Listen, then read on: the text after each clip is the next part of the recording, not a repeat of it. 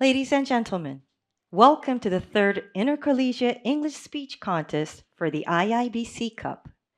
We hope all of you here at Komore四谷Tower Conference and everyone watching the stream live on the internet will enjoy today's contest. I am Miyuki Hiramatsu, the master of the ceremony of this contest.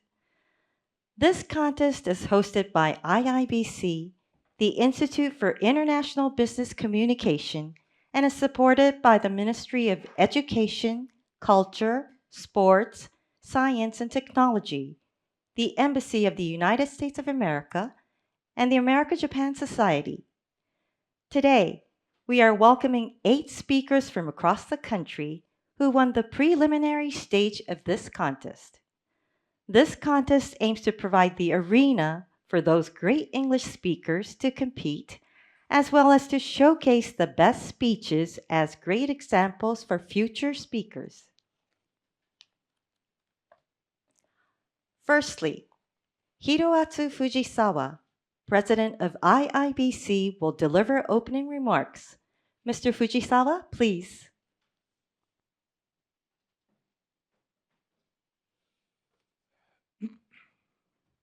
Mic is on. Okay.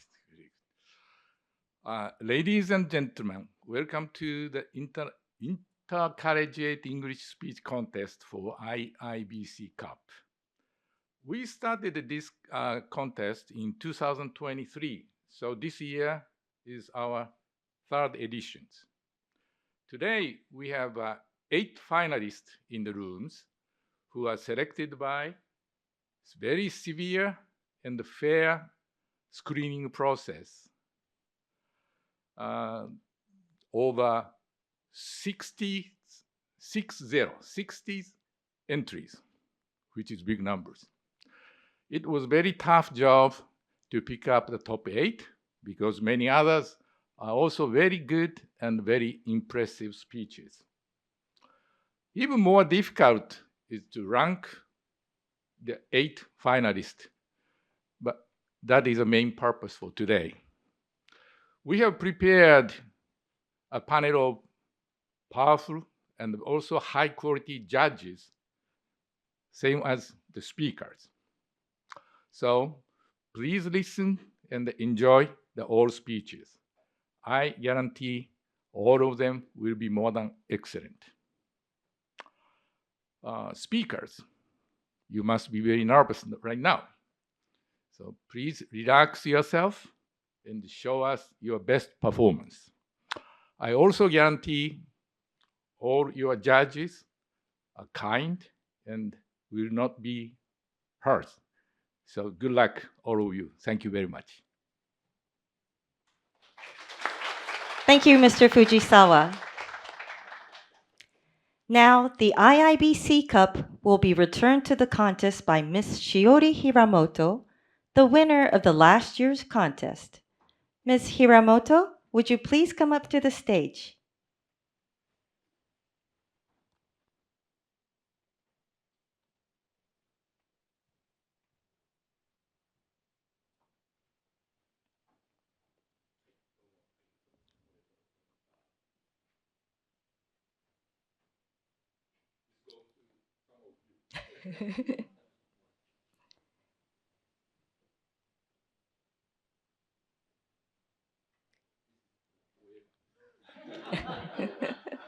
And Ms. Hiramoto receives a replica of the IIBC Cup.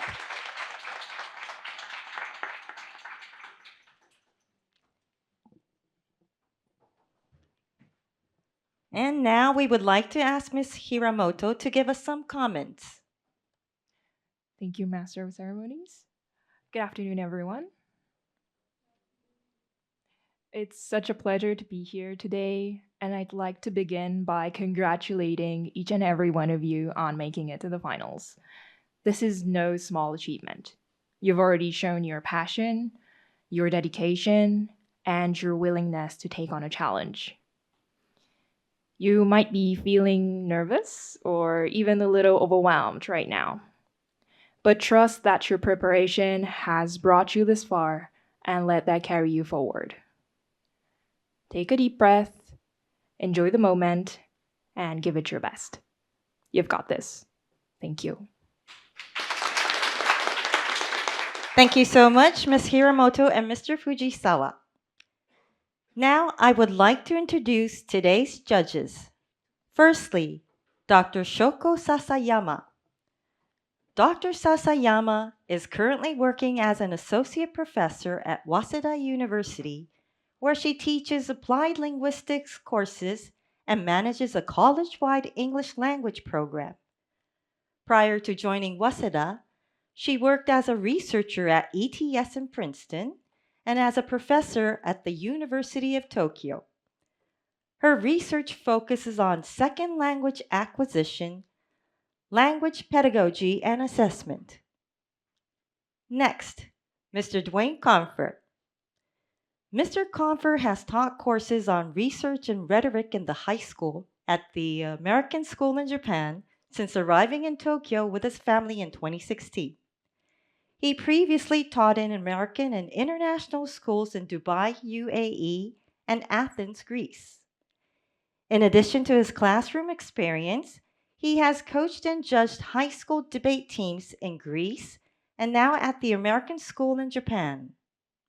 Dr. Sasayama and Mr. Confer will be the questioners in the question and answer sessions while also judging the speeches.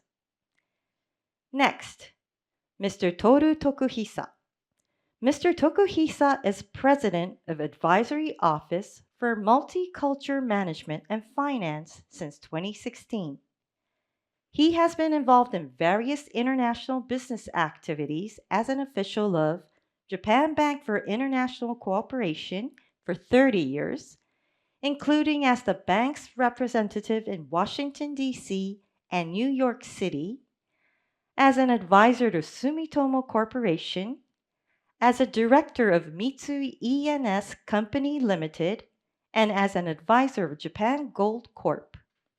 He studied in the United States when he was a high school student and has a bachelor's degree in law from Hitotsubashi University. Next, Ms. Saori Nakasone.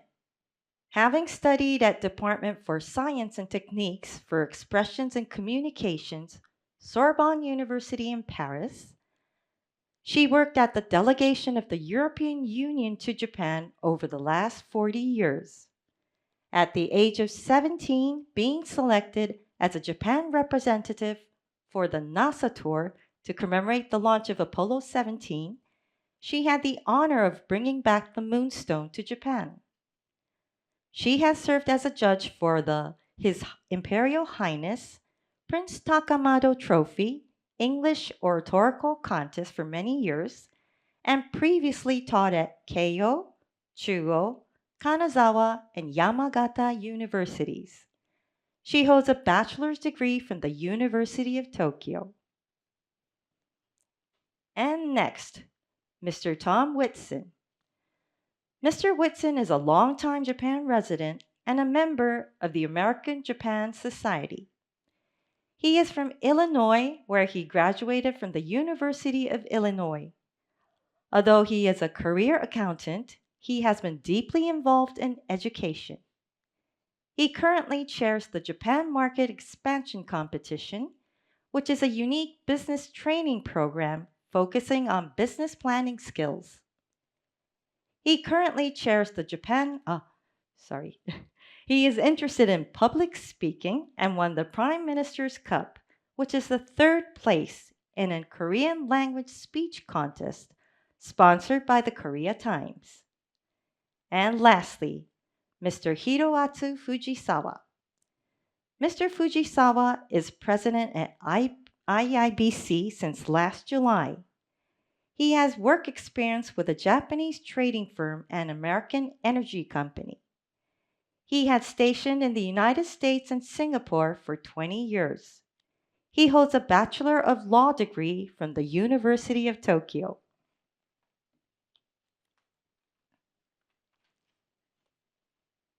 Next, let me explain the rules of this contest. All speakers will have 8 minutes to deliver their speeches. Timekeepers will let you know the time by showing cards and ringing a bell.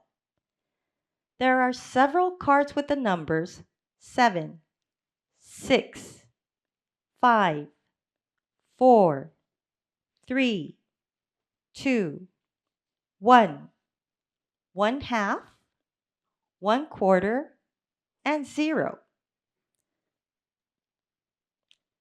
The cards count down from 7 to 0 and give the speakers the indication of the minutes left. For example, while the timekeeper is showing this card with the number 3, it means the speaker has at least 3 whole minutes, but less than 4 minutes left. Also, when 7.5 minutes have passed, which means the speaker has 30 seconds left, the bell will ring once like this. And when 8 minutes have passed, the bell will ring twice like this. At the ring of the second bell, the speaker has to stop speaking. Otherwise, 1 rank will be reduced in the judging process as an overtime penalty. After each question, there will be a question and answer session. The questioners, Dr. Sasayama and Mr. Confer, will ask questions within 4 minutes each for a total of 8 minutes. The timekeeper will let you know the time with the cards in this session as well, but speakers can finish answering the last question from each questioner even if they run out of time during the last question or the answer of that question.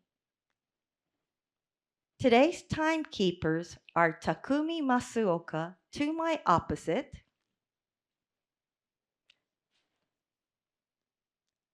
Nobuko Yamasaki and Shinya Wada to my right.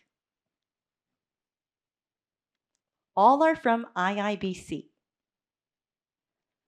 The first, second, and third prize winners will be awarded a trophy and a certificate. Also, they will receive a personal computer and admission to the academic English program at Temple University's Japan campus as special prizes. And the IIBC Cup will go to the first prize winner.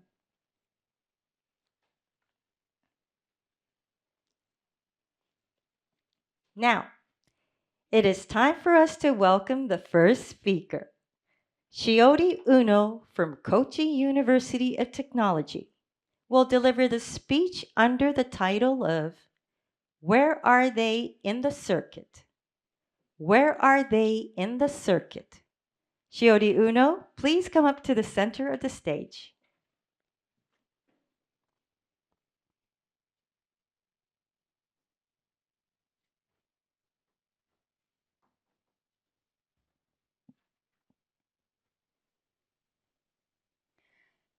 Good afternoon, everyone. Thank you, the contest chair, honorable judges, organizers, and all of you in the audience for giving me this opportunity to speak here today. Uno-chan, you should clean this room right now because girls are better at cleaning. Girls are better at cleaning. This is what my professor told me in my lab last year. I study electrical engineering at my university and research about semiconductors. In my class, there are about 50 students, but only 6 of them are women. That's so low. It's surprisingly low, don't you think?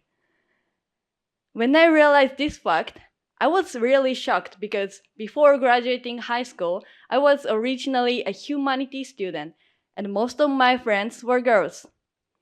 But when I switched to electrical engineering in university, I thought, wait, where are girls? 1, 2, 3. And then my professor told me like, girls are better at cleaning. So I was like, seriously? Wow, I can't believe people still say that.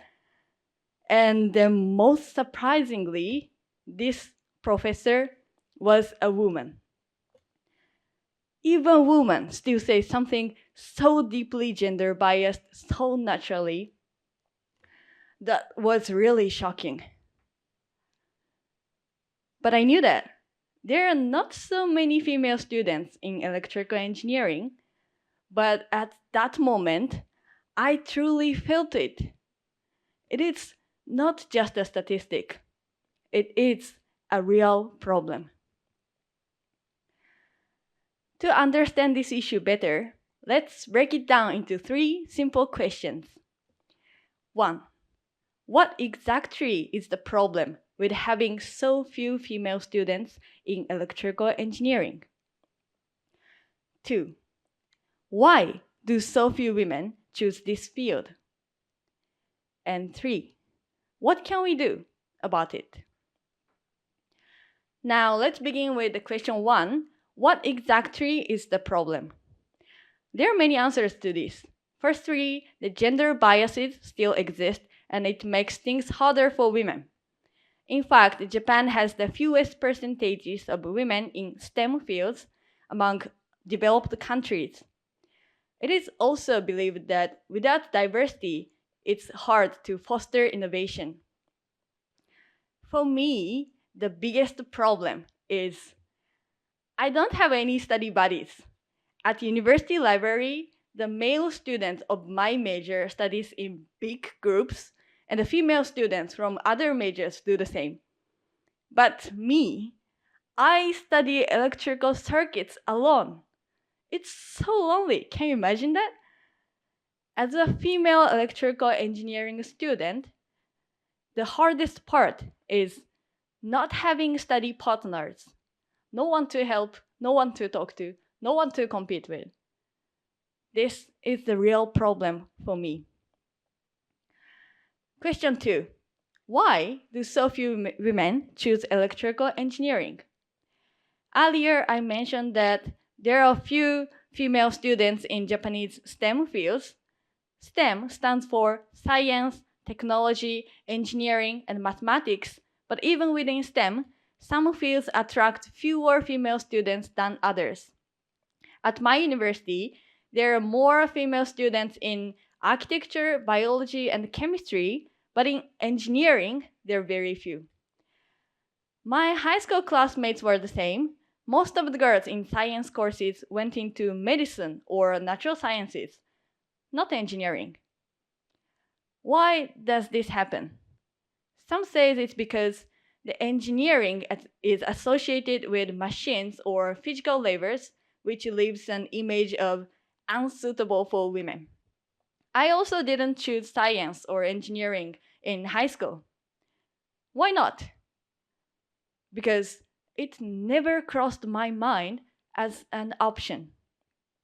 And I think I know why.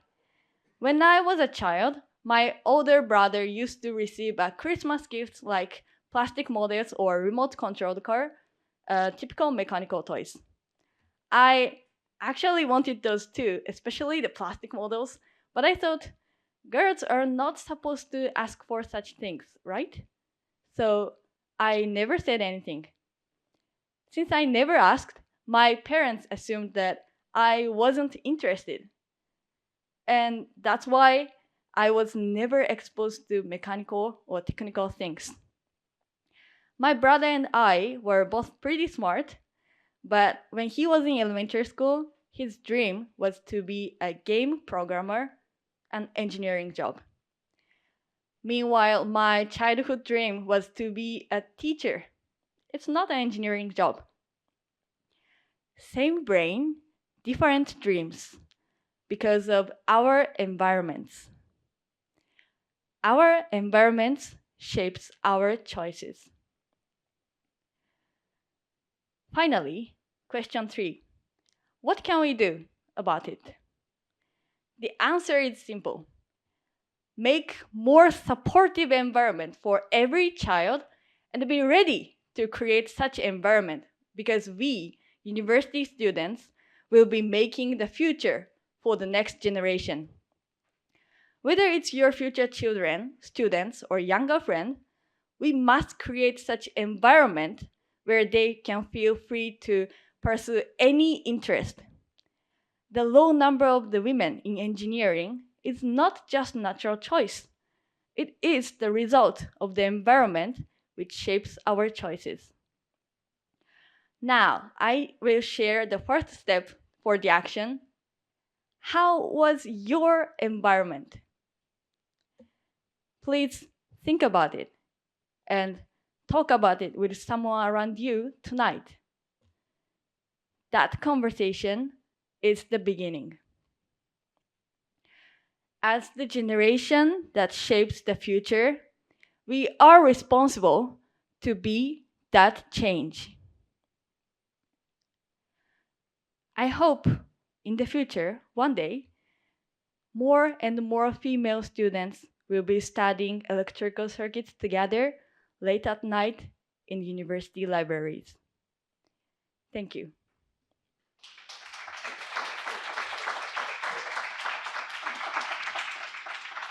Thank you so much, Shiori Uno. Then we will have a question and answer session. Dr. Sasayama, please begin. All right. Thank you very much, Shiori, for your thought-provoking speech. It's always hard to be the first speaker, and I think this is all right. So you should be proud of yourself. Thank you. All right. So I have a few questions. In your speech, you mentioned that our environment shapes our choices. And maybe perhaps it was a little bit different for you because you chose to major in electronic engineering, yeah? So what motivated you to make that decision? Can you tell us? So your question is, why did I choose to enter the electrical engineering? Right. Yes. Okay. Honestly, that is just, how to say, random decision. I have 2 gap years between high school and university. And at that time, I thought maybe instead of continue to learn literature or history, getting some skills in engineering might help my future career, like more high salary job, getting more high salary job. So that is the result. I choose this course. But I'm glad to made that decision because thanks to the decision, I'm standing here. And that is my reason, just simple. Okay, good. All right, thank you. We'll move on to the second question. So in your speech, you talked about why it's a problem to have, so few female students in electronic engineering. And you said there's a lot of different reasons, but for you personally, the issue is you don't have study buddies. Yes. And I have to ask this difficult question. Why do you need girls? Why do you need female students to study with? Can you not study with male students? Thank you for asking that. It's a little bit difficult question. And actually, I have the male study friends, but maybe the university students can understand, but the male friend and the female friends is a little bit different for feeling. And I told that there are 6 girls in my class, but not everyone is so smart. They're like, sorry, but some of them will just get the previous year's test and just memorize everything and go to test. It's not smart. Then I don't want to study with them. So if the number of the girls is so few, the ratio of the smart students is, if the ratio is same as the male students, but the number is also few. So that's why I need more female students. Okay. All right. Do you do you see some sort of an irony there? I feel like what you're telling us is a little bit gender biased. So there's maybe something that we should all think about. But okay, we'll move on to the next question. So is there anything you do personally to address the issue that you discussed in your speech? So for example, your professor made a remark, girls are better at cleaning, so they should do that. Do you do anything proactively to sort of, tackle that kind of issue in your real life? Thank you. And to be honest, when I the professor told me such things, I couldn't say anything because I am the only girl in the laboratory also. And my senior students later told me that was too mean, but maybe I'm getting used to such thing in these 4 years in the university. So that's why I decided this theme in this speech. Okay. Thank you very much. I think my time is up, so thank you. Thank you. Thank you, Dr. Sasayama. Then, Mr. Confer, please. Thank you so much for that speech. Very interesting to listen to. So my first question is going to be about innovation. So in your 3 steps, the first step you talked about was what is the problem? What is the nature of the problem? And you had one line in which you said that it does not facilitate or that it, in fact, hinders innovation. Can you talk to me more about that? Why do you believe that the gender imbalance and the lack of gender representation is a hindrance to innovation? Okay, thank you for asking. And to answer that question directly, what is the innovation related to gender biases is a little bit difficult. So, for example, maybe think about the politics is good example. Recently in the news, the Japan won't introduce that system is keeping the different last name for married couple because some member of the Congress is say it's not good. And maybe, the more than half of the public opinion supported this system, but in the Congress, it's rejected. Maybe that is because the balance in the member of the Congress is not well balanced, and it is not the, and in the same way, in the engineering, if the engineering community is not balanced and it's not represent the real society, the innovation won't happen because they don't understand the real society's need, what they need. So that is why I believe the gender biases is related to the innovation. Okay, I understand that when you're talking about social issues, but let me ask you very specifically to the field of engineering. In what ways are diverse perspectives, gender perspectives in particular in your case, why is that particularly important in engineering? I'm sorry, can you repeat? Why are diverse gender perspectives important in the engineering field? How are they important for innovation specifically in your field of study? Okay. That's a little bit difficult, especially in like electrical engineering field. But for example, if there is only male students in the laboratory,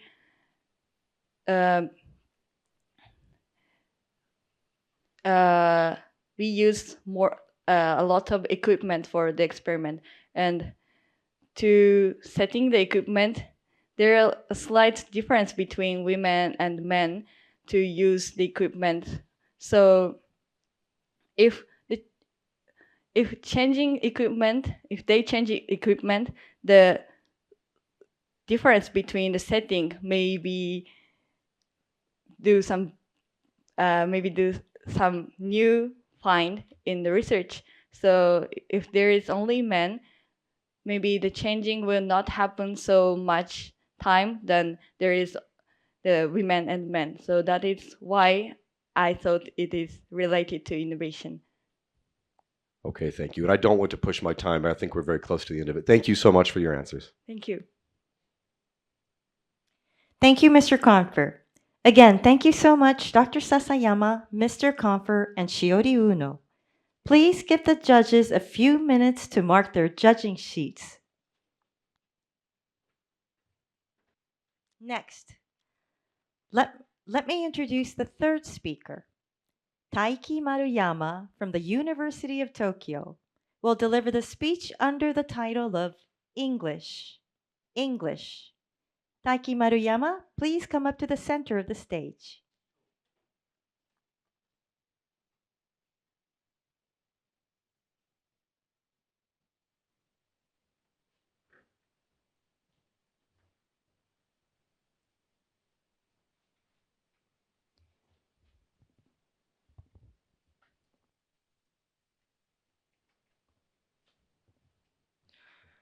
Thank you, the Master of Ceremony and the Honorable Judges. Good afternoon, everyone. Thank you. English is the most interesting English word. My educational background has made my English accent rather British. One day, my American friend talked to me. Oh, you call it chips in British English. It's fries in English. What a devil was he saying? Wasn't it supposed to be it's fries in American English? For English originally belonged not to America but to England. Indeed, according to the Oxford English Dictionary, English not only means author belonging to England or Britain or its inhabitants, but also the English language. But in fact, English is no longer English. I mean, the English language is said to be spoken in more than 70 countries in addition to England, and its form is diverse. British, Australian, American, Hawaiian Creole, Chinese Pidgin, and the list goes on. Today, I'm talking about a problem the Japanese people face regarding such accents and dialects of English. In Japan, my accent is sometimes considered to be strange. Even a judge in a speech contest deducted my points due to my strange accent. Strange doesn't the inconsiderate adjective usually mean far from American?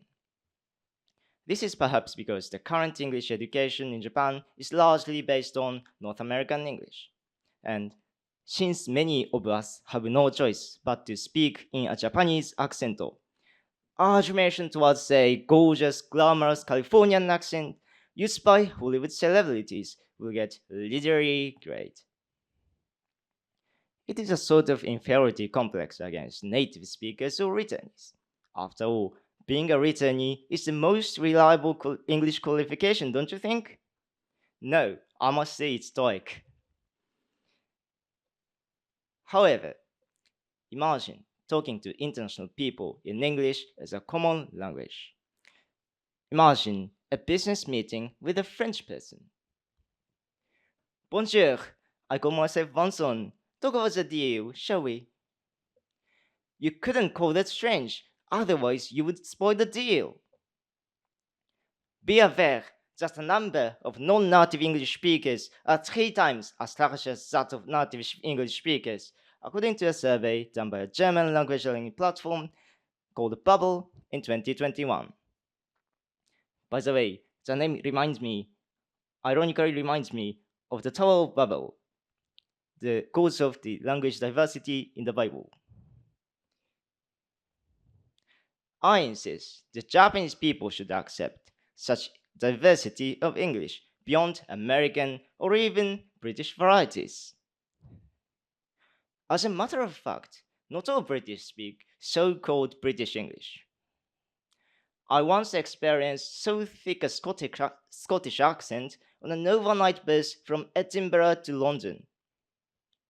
Drinking, eating, and smoking are strictly prohibited. Now it is frightening to imagine that I'm going to study in Scotland for 5 months next year. Anyway, stop having a particular faith in a particular English and start embracing any accent or dialect. I hope this situation is come to that all English speakers are treated equally. It gives us the confidence to communicate in our own accent. As a result, we are finally ready to discuss without hesitation what is more important: global prosperity, world peace, promotion of Japanese culture, and so on. The situation requires each of your attitudes, a generous, respectful attitudes towards those with whom you communicate in English. Communication is all about respect. Just speaking fluently does not necessarily mean you are truly communicated. Obviously, talking to a person with respect in imperfect English is more heartwarming than doing so without respect in perfect English. By contrast, disrespecting somebody's wording or pronunciation is equivalent to disrespecting themselves. In my case, skeptical looks of many at my accent have been almost insults to me, even if they were not intentional. There are many ways to show somebody respect, but today I will share 2 tips. First, focus on what they say, not how they say. All you have to do is to judge people not by the sound of their accent, but by the content of their remarks. They are opinionated, therefore they speak. It's not a speaking test. Second, try to use thank you in their mother tongue. To quote Nelson Mandela, if you talk to a man in the language he understands, that goes to his head. If you talk to him in his language, that goes to his heart. I know it's far too difficult, unless you only learn one phrase. Showing somebody gratitude has the power to demonstrate an awareness of cross-cultural understanding.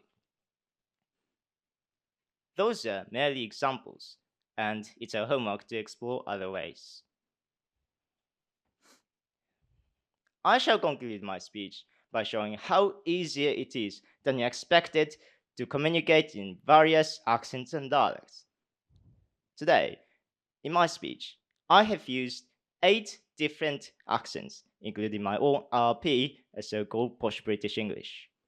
And I know you have had little trouble listening to it because it's not about how I sounded, but about what message I gave you today.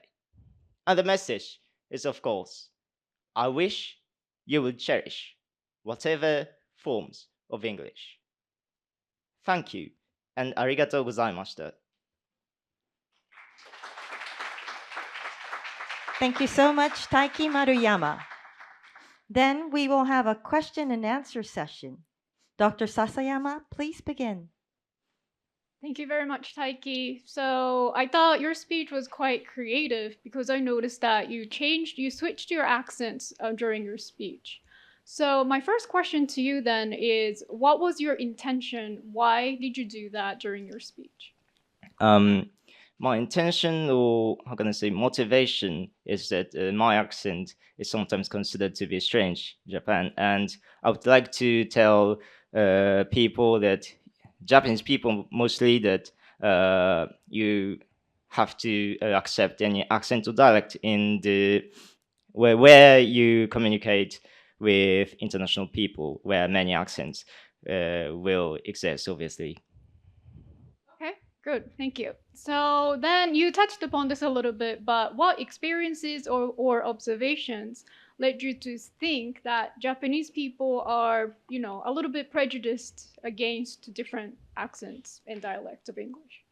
Yeah, the most easy example would be the judge story. Like my point was deducted because of my accent, and there are actually 2 judges. One was Japanese, and one was American, and I think she's quite older generation. But the Japanese judge was actually a university student, and he told me that you are strange in the after the speech contest. Okay. I was so insulted. Right. Yeah, I can imagine that. So apart from your personal experiences, have you seen any other examples where, you noticed, Japanese people are being prejudiced against different accents of English? Or is it, purely based on your own experiences? Have you seen other sort of examples?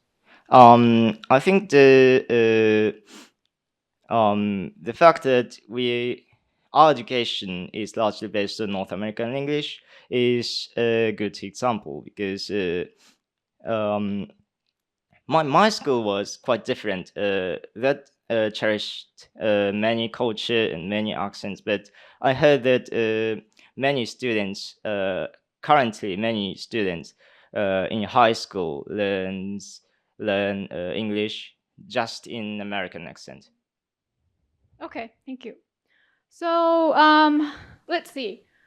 Pronunciation, when we talk about accents and different dialects of English, it's not just about the pronunciation, or when we think about communication, intelligibility, I think, is quite important. So what's your take on that? What's your thoughts on intelligibility? I quite don't know what is intelligibility, so could you rephrase this? So, for example, embracing different accents. So, for speakers, embracing different accents is important.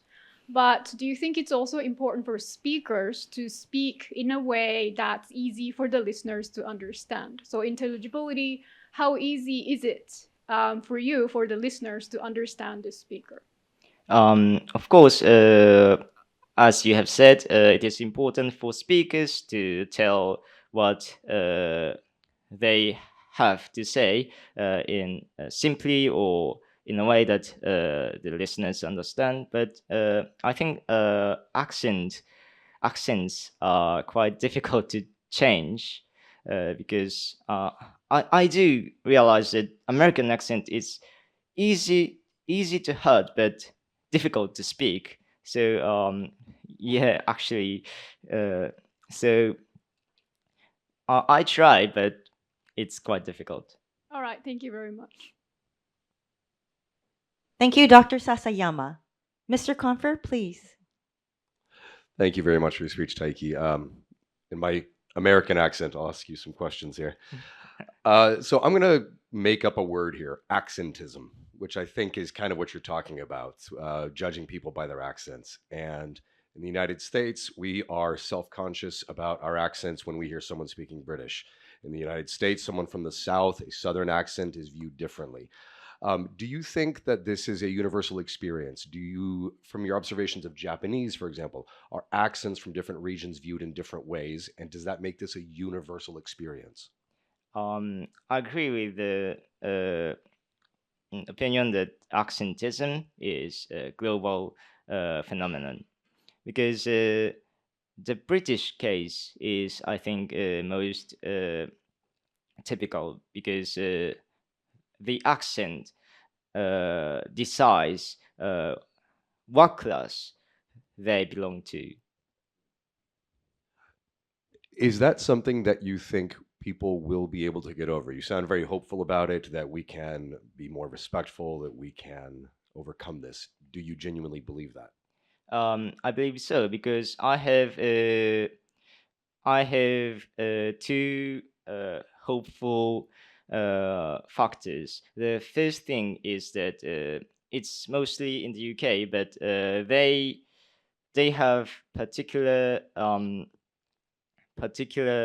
pride in their accent, or how can I say, class. And if we have, like, if Japanese people have particular pride in a so-called samurai accent and speak it quite fluently without any hesitation, that'll make communication much easier. And the second one is that we can at least communicate like in different ways with respect, and it's not all about accent or even not all about languages. We have body languages, so if at least we have respect for others, I believe we could make communication much easier worldwide. Thank you. So you've talked a lot about your own experience of being discriminated against, for lack of a better term. But then you also had the Mandela quote. If you talk to a man in a language he understands, that goes to his head. If you talk to him in his language, that goes to his heart. Can you talk about a time when you were spoken to in Japanese, perhaps, or in English by someone who was not a native speaker, and it touched your heart. Talk about that time. When I visit Buckingham Palace in London, somehow the people around there recognize their staff, recognize that I'm Japanese. Well, I don't know why, and they greeted me like konnichiwa, and that was quite heartwarming for me because I was alone in the Buckingham Palace. That's a good story. Thank you. And for the last one, you gave us 2 tips for being respectful. One is say thank you. The other one is, be open to the content, not the communication. Give us a third one. It's quite a difficult question, but I think sort of non-verbal communication is an alternative solution because a good example is the communication between Greater China people and Japanese people, or maybe Korean people. They can write Chinese characters on the paper, and they can communicate. That's, I think, a good example. In addition to body languages, of course. Thank you very much, Taiki. Thank you. Thank you, Mr. Confer. Again, thanks so much, Dr. Sasayama, Mr. Confer, and Taiki Maruyama. Please give the judges a few minutes to mark their judging sheets. Next, let me introduce the 4th speaker. Kanna Ogura from Dokkyo University will deliver the speech under the title of Connecting Beyond the Language Barrier. Connecting Beyond the Language Barrier. Kanna Ogura, please come up to the center of the stage.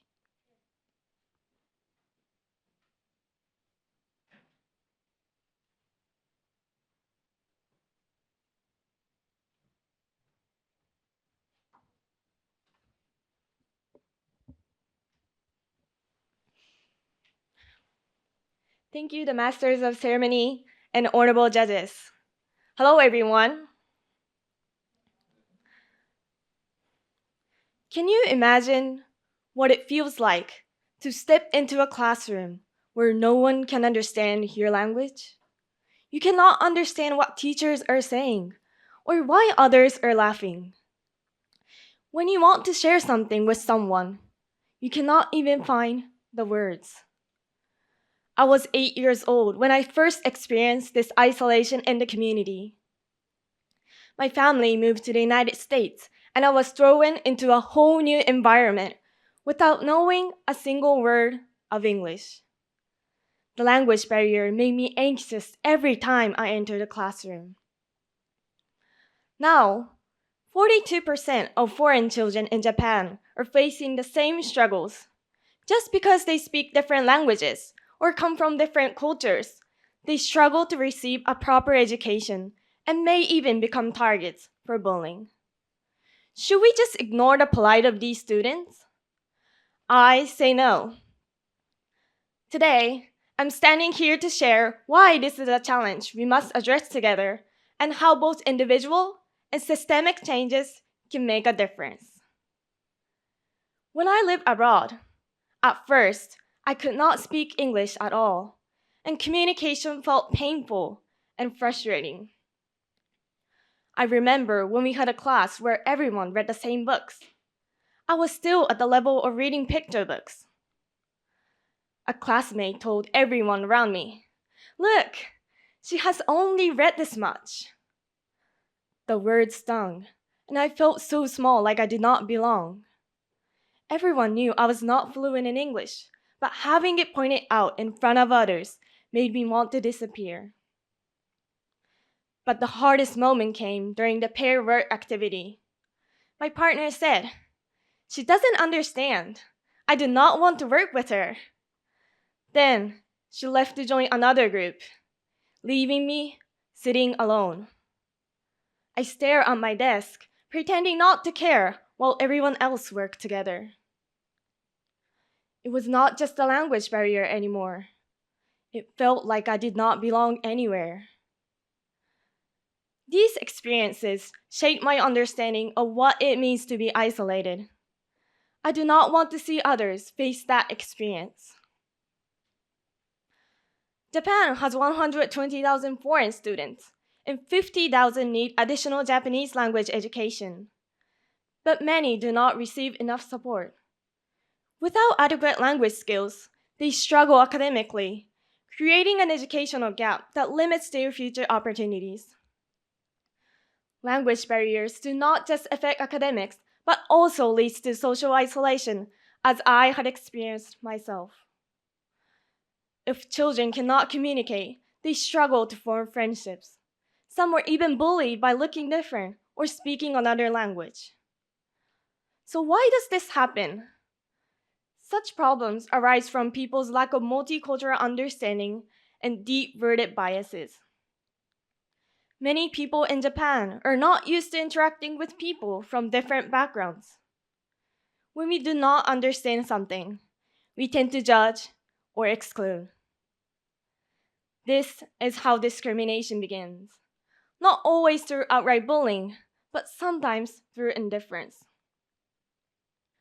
If we ignore this, foreign students will continue to feel isolated, lose confidence, and struggle in school.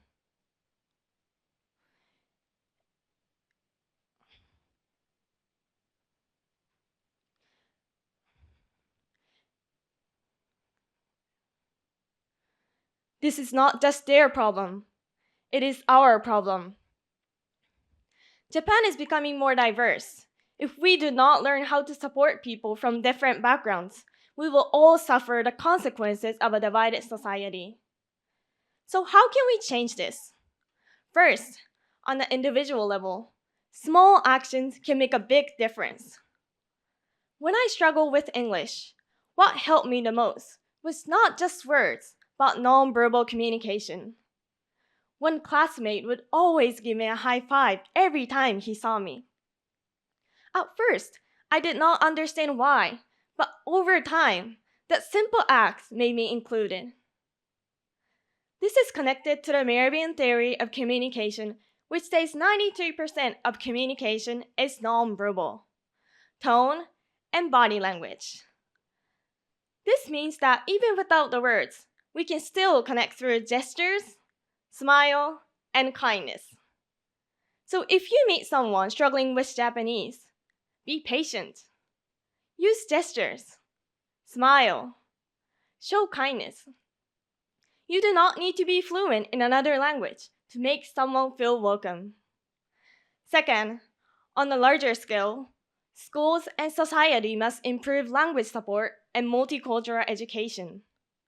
For example, Aichi has a special Japanese classes that provide language and emotional support. Expanding programs like these across Japan would ensure that many children receive the help they need. Additionally, students need more multicultural exposure and experience from a young age. Schools should teach students not only about different languages, but also about the different ways of life and beliefs people have in other countries.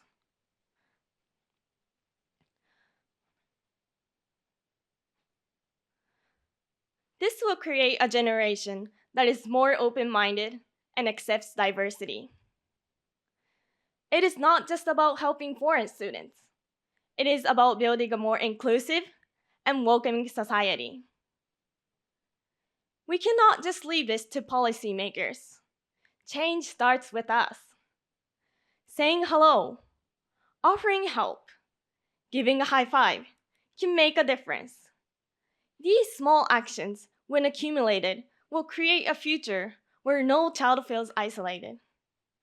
A future where every student, regardless of their backgrounds, feels safe to learn and make friends. So let me ask you, what will you do when you see a child struggling with a language barrier?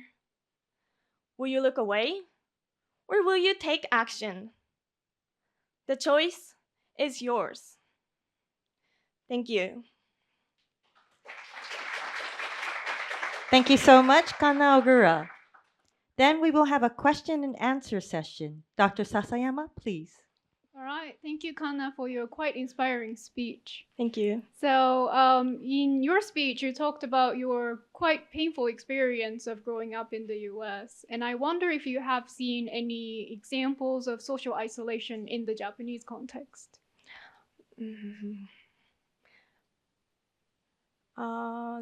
In my experience, I didn't really have a chance to being with the foreign students, so I didn't really have seen those isolation in the schools in my experience. Okay, but maybe you have heard about it. You know it's an issue, right? So can you talk a little bit more about that? Okay, so Japanese students tend to maybe feel scared to talk to the foreign students because they have they know that they're different from us, and it might be scary for them to speak English or speak with the students who can't speak Japanese, and so they tend to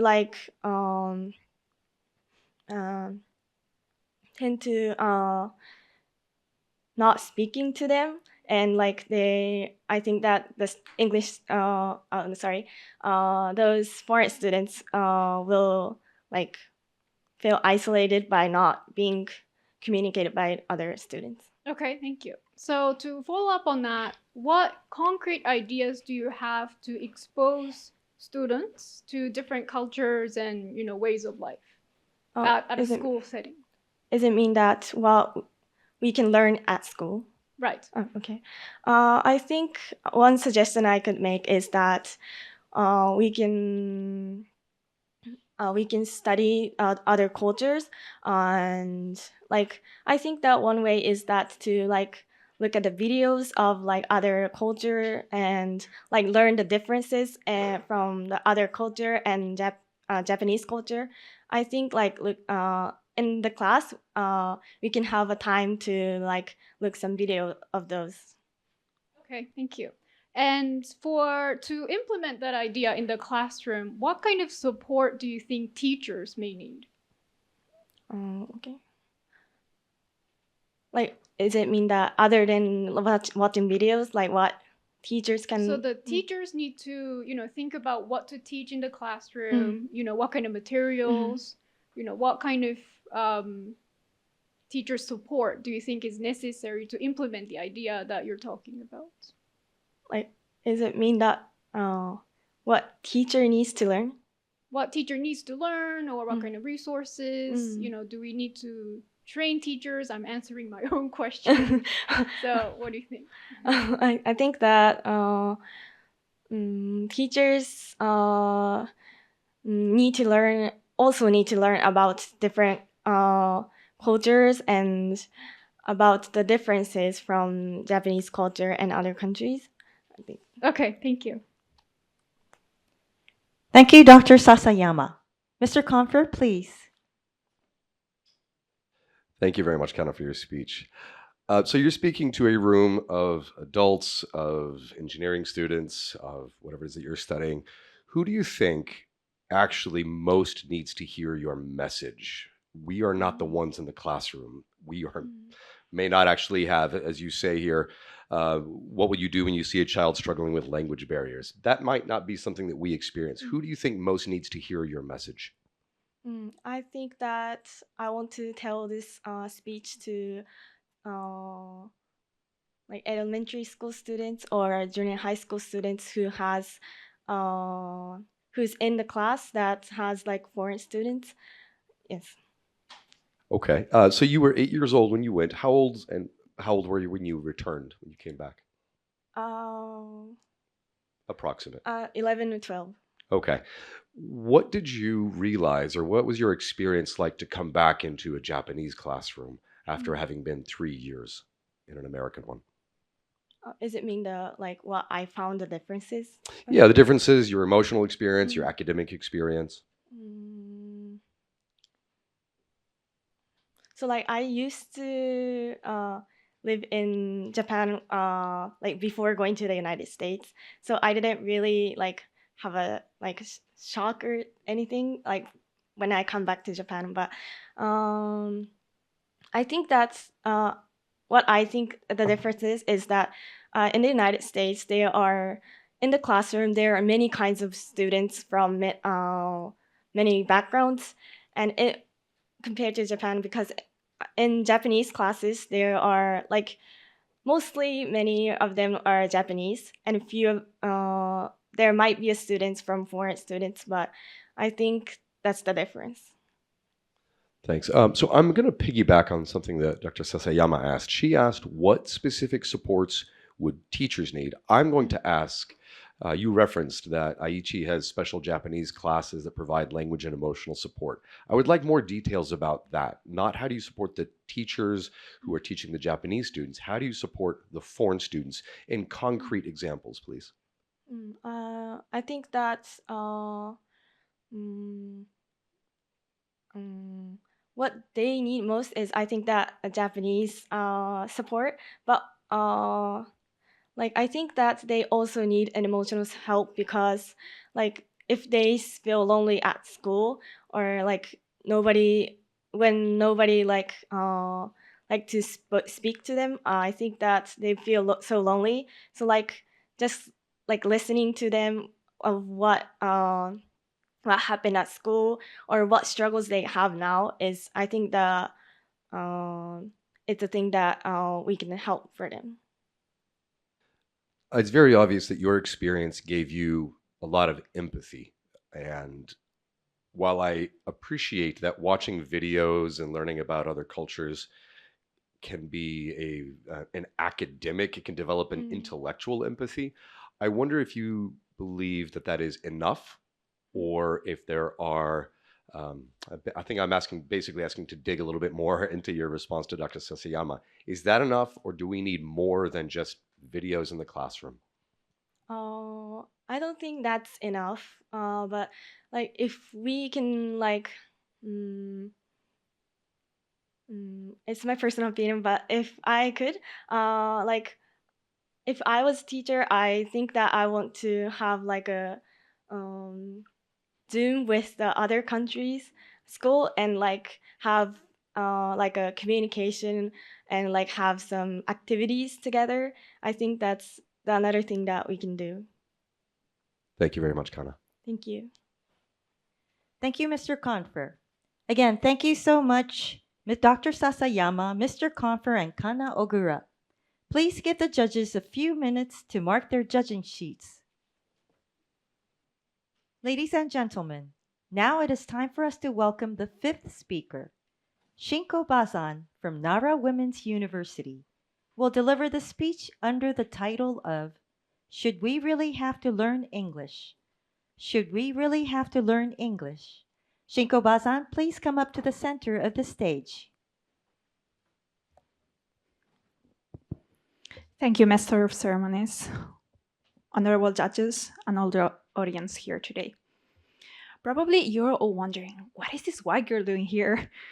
Well, let me clarify something from the start. I'm from Spain, and just like Japanese students, I had to learn English as a foreign language throughout my school years. In fact, when I first started learning Japanese, my English wasn't strong enough to rely on English resources. So I had to make do with a few Spanish materials available. But as I reached a high level in Japanese, I found myself needing more advanced resources, most of which were in English. So in order to learn Japanese, I also had to improve my English. To be able to come to study in Japan, I worked as a barista for several years. There, I had to serve many foreign customers, most of which didn't speak Spanish or even Catalan, the local language of my region. So I had to use English. And I was proud of that. I looked down on my coworkers who struggled to communicate, who had to rely on hand gestures, basic Spanish words, or broken English to get by. But now, I see things very differently. Maybe I was the one who was wrong. Maybe I shouldn't have looked down on them. Why? Because even though we always say that tourism fits Barcelona, those foreigners who came to my cafe weren't just bringing money. They were also slowly taking over my city. We always say tourism feeds Barcelona, but isn't it also consuming it? Let me ask you, how much do you think is the average rent in Barcelona right now? For young locals, it's impossible to afford.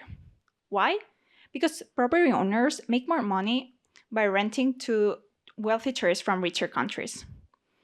And what about the cafes, like the one where I work? Why were there so many tourists? Well, that's because locals couldn't afford to go there to have coffee anymore. And what was I doing by speaking English? I was welcoming them in. I was letting them think, oh, Barcelona is amazing. It's so easy to get by because everyone speaks English. And that brings me to Japan. What is one of the biggest complaints foreigners have about Japan? It's not the food, the safety, the culture, or the quality of life. No, it's that Japanese people don't speak English. But imagine if that changed. Imagine if suddenly every Japanese person spoke English fluently. Wouldn't that make it more accessible? Wouldn't that make it like the perfect tourist destination? Wouldn't that bring even more foreigners who come here not to integrate but to simply enjoy Japan as a cheap paradise without ever needing to understand the people who live here? With the yen's recent devaluation, we are already seeing this happen. Foreigners from richer countries are coming here and treating Japan like a theme park without thinking about the impact they have on local communities. I've seen posts on social media where people say, the only thing stopping me from moving to Japan is that people don't speak English. So what? This is Japan. Of course people speak Japanese. Isn't it absurd to expect an entire country to change just to accommodate foreigners? But this is already happening in Spain. More and more foreigners are moving there because it's cheap while working remote jobs with higher foreign salaries. And locals, they are being pushed out, just like I was. I moved here not only because I love Japan, but because I was afraid of living in a country where my own language and culture are slowly being replaced by English.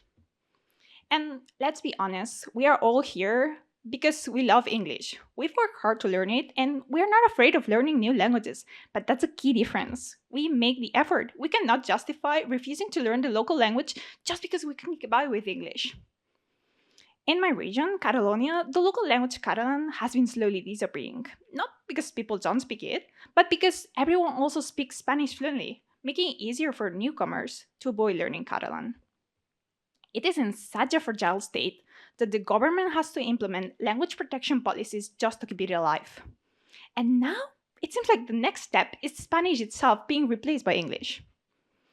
Of course, learning English brings incredible benefits. I will always encourage people to learn it. In fact, I teach English to high school students, and I insist on how important it is for their future. But we cannot let our societies be consumed by English. We cannot let Japan fall into the same trap my country did. Being bilingual in your own country is not the blessing people think it is. I was raised bilingual, but not in some ideal multicultural way, but because of Spanish imposition. I grew up speaking both Spanish and Catalan, not as a choice, but as a consequence of Spanish imposition. It wasn't a gift. It was a tool of erasure of culture and the language of my ancestors. And now I see history repeating itself with English. And let me add something. I am fluent in 4 languages, and I am currently learning a 5th. Ironically, probably the one I speak the worst is English, but still, I learn it, just like everyone here. Because learning a new language is something beautiful. It opens doors, it expands our world, and it connects us to others. But it should never come at the cost of losing our own identities, our own cultures, and our own languages. So, should we really have to learn English? Yes, but not at the cost of who we are. Thank you so much for listening.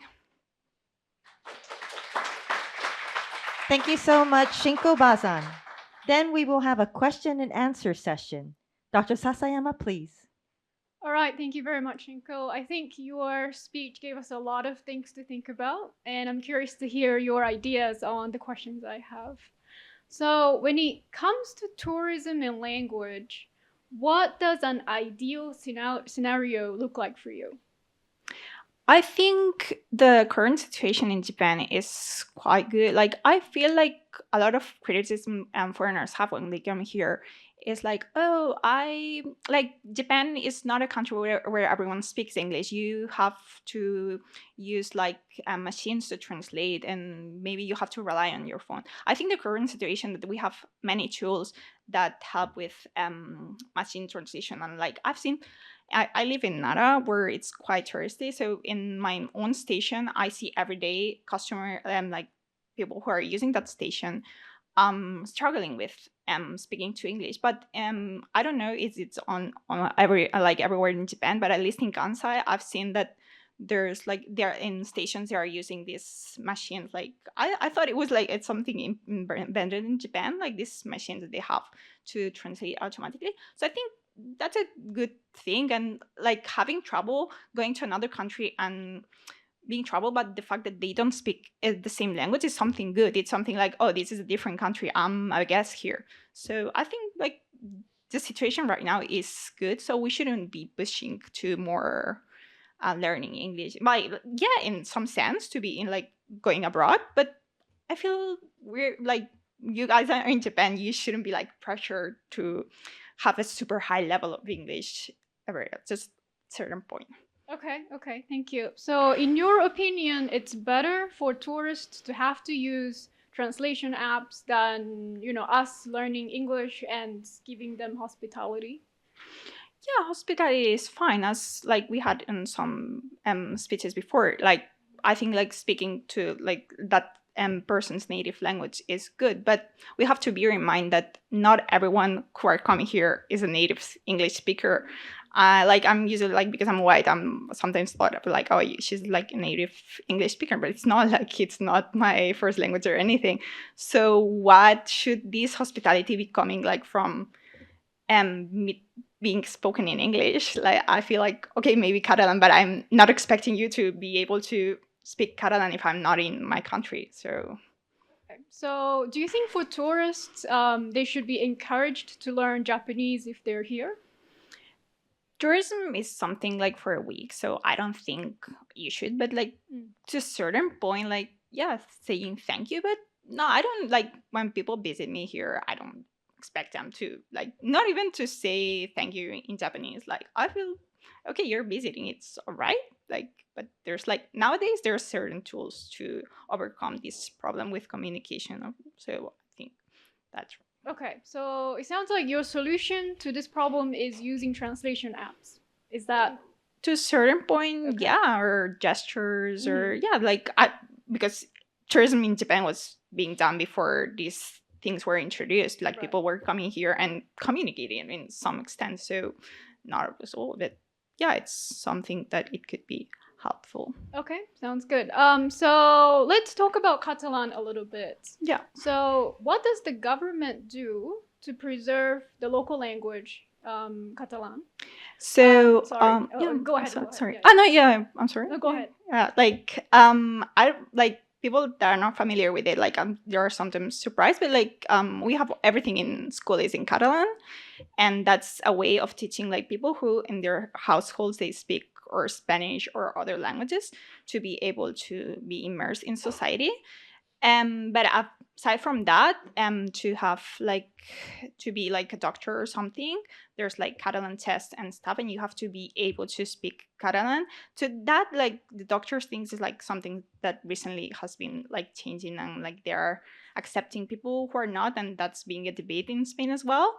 But yeah, that's like having proof to be like public worker or something, to be have these certifications that you are able to speak Catalan is something that they are trying to do. Thank you very much. Thank you. Thank you, Dr. Sasayama. Mr. Comfort, please. Thank you very much for that speech, Shinko. The first thing I need to do is I just need a little bit more clarification about this line between tourists and I guess residents, foreign residents that come in. Can you draw that line a little more clearly for me, please? Look, I've been thinking about this like a lot. Like, I think like, yeah, of course, residents here should be learning the language of the country. Like, I think in Spain, like there are like a lot of people who are coming and just speaking English, and that's just fine.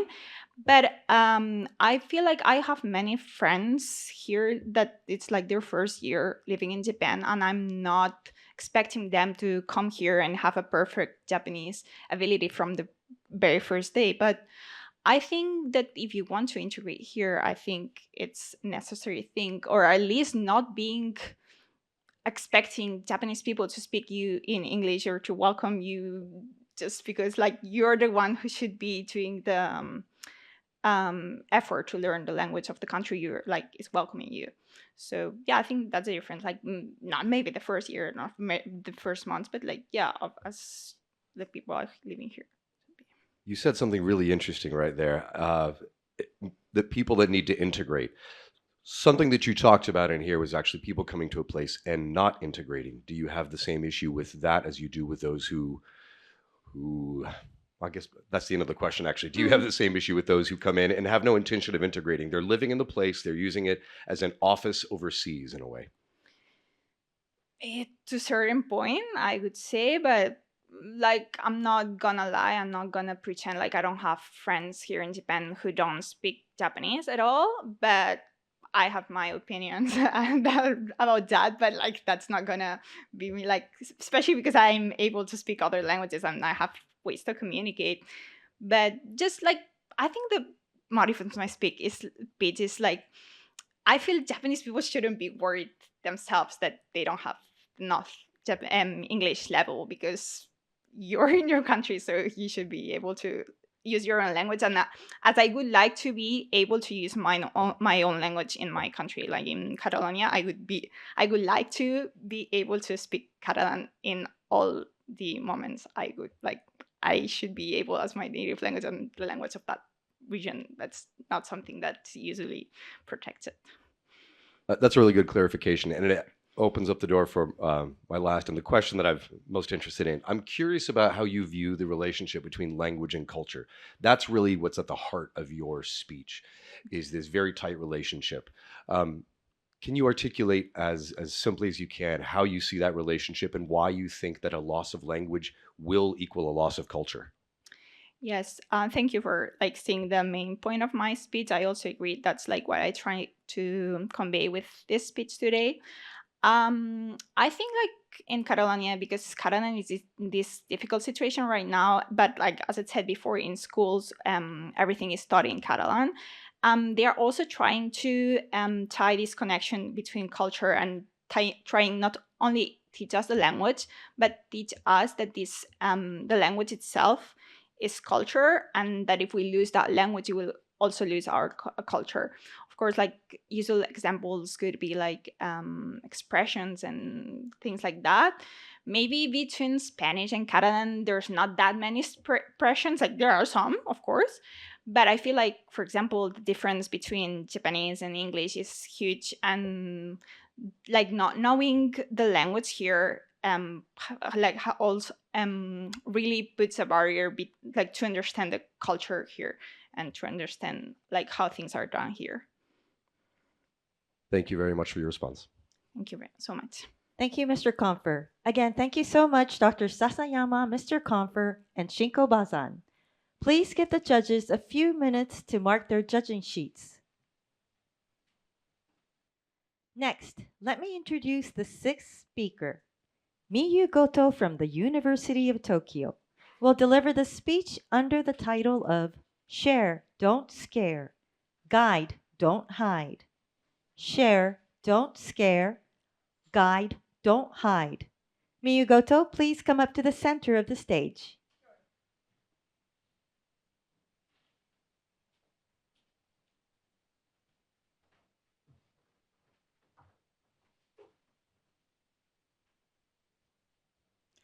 Thank you, the Masters of Ceremony, the distinguished judges, and the audience. Hello, everyone. Have you ever returned to a place years after, only to find it transformed in ways you never expected? That's exactly how I felt coming back to Japan. After spending years in the United States, I was struck by one thing: the growing international presence. From trains to convenience stores to business offices, Japan is becoming more diverse than ever. It is fascinating to see how the country is evolving.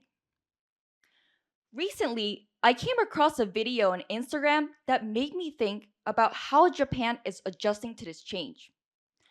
The video showed a foreign couple smoking in a smoke-free area at a ski resort. A Japanese man was filming them, shouting at them to stop. He wasn't just telling the couple they were breaking the rules. He got aggressive, called them names, and scared them into leaving. The couple seemed shocked. They said they didn't know smoking was prohibited there, but the man didn't care. He just kept yelling. Then I checked the comments of the video, and that's when things got interesting. Some people praised the man, calling the man a hero for standing up against the gaijins who were, in their words, making Japan more disorganized. Others, though, thought he was being too harsh. They said that he could have explained the rules more calmly, or maybe even avoided a confrontation altogether. This made me wonder, how should we handle these situations? Should we be strict, or should we be understanding? Should we shout, or stay silent? And what does this say about how we see foreigners in Japan? This question reminded me of my own experience, but from the other side. When I was in the United States, I once mentioned at a party, which was held by my friend who was Indian, that I didn't enjoy spicy food. I thought it was just a casual comment, but I later found out that I had offended my friend. I didn't get it at first, until my friend's aunt took me aside and explained. She told me that in many Indian households, food isn't just about taste. It's about hospitality. It's a way of showing love and respect. So when I criticized the food, I wasn't just talking about spice levels. I had unintentionally disrespected something deeply important to their culture. But here's the difference. My friend's aunt didn't yell at me or embarrass me. She patiently explained, helping me understand. Instead of shaming me, she educated me. And because of that, I didn't just learn about their culture, I respected it even more. So, what if we apply that same approach here in Japan? The word gaijin often implies that foreigners don't understand Japanese culture. And when they break a rule, some people believe that the only way to teach them is through strict reprimands. Others believe that it is better to say nothing at all. But neither of these approaches really work.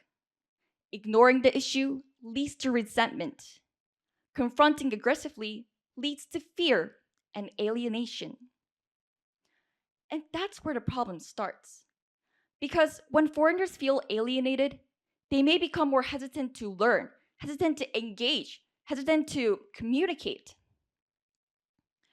And when the locals see foreigners breaking a rule, they may feel frustrated, thinking, oh, they don't want to respect our culture, and feel increasingly frustrated. This frustration can build up over time, reinforcing stereotypes and creating a negative cycle. A cycle where neither side truly understands the other, where division grows instead of connection. And as a society that is becoming more diverse, this is not the direction you want to go. So, what should we do? We should communicate, not with anger, not with silence, but with guidance. Instead of shouting or staying silent, let's share, not scare. Guide, don't hide. Now, some people might say, well, what if they don't speak Japanese? How can we communicate then? And that's a fair point. But communication isn't just about words. It's about attitude. A calm tone, a friendly gesture, and a little bit of patience can go a long way. If we assume that people want to learn, we can create an opportunity for understanding instead of conflict. Imagine if the man at the ski resort had simply walked up to the couple and said, "Hey, just so you know, smoking isn't allowed here. There's a designated area right over there." No yelling, no insults, just simple explanation. The man would have been able to protect the rules of his own community while also treating the couple with respect. But this problem goes beyond just Japan. It's a global challenge. Every country struggles with cultural differences, with misunderstandings, with balancing between preserving traditions and welcoming outsiders. The key is how we choose to respond. Do we respond with fear and frustration? Or do we respond with patience and perspective? Japan is changing. The world is changing. And as our communities are becoming more diverse, the way we handle cultural differences will determine the kind of society we are going to create. Do we want a society built on fear and division? Or do we want a society built on respect and understanding? I believe the answer is clear. If we want a more stronger, more connected community, we have to choose kindness over hostility, education over shame. So next time, when you see someone breaking a rule, whether they're a foreigner or not, ask yourself, am I acting with anger or am I guiding with patience? Because in the end, respect isn't about where you're from. It's about how you treat others. Share, not scare. Guide, don't hide. Let's create a Japan where everyone feels welcome. Thank you. Thank you so much, Miu Goto. Then we will have a question and answer session. Dr. Sasayama, please.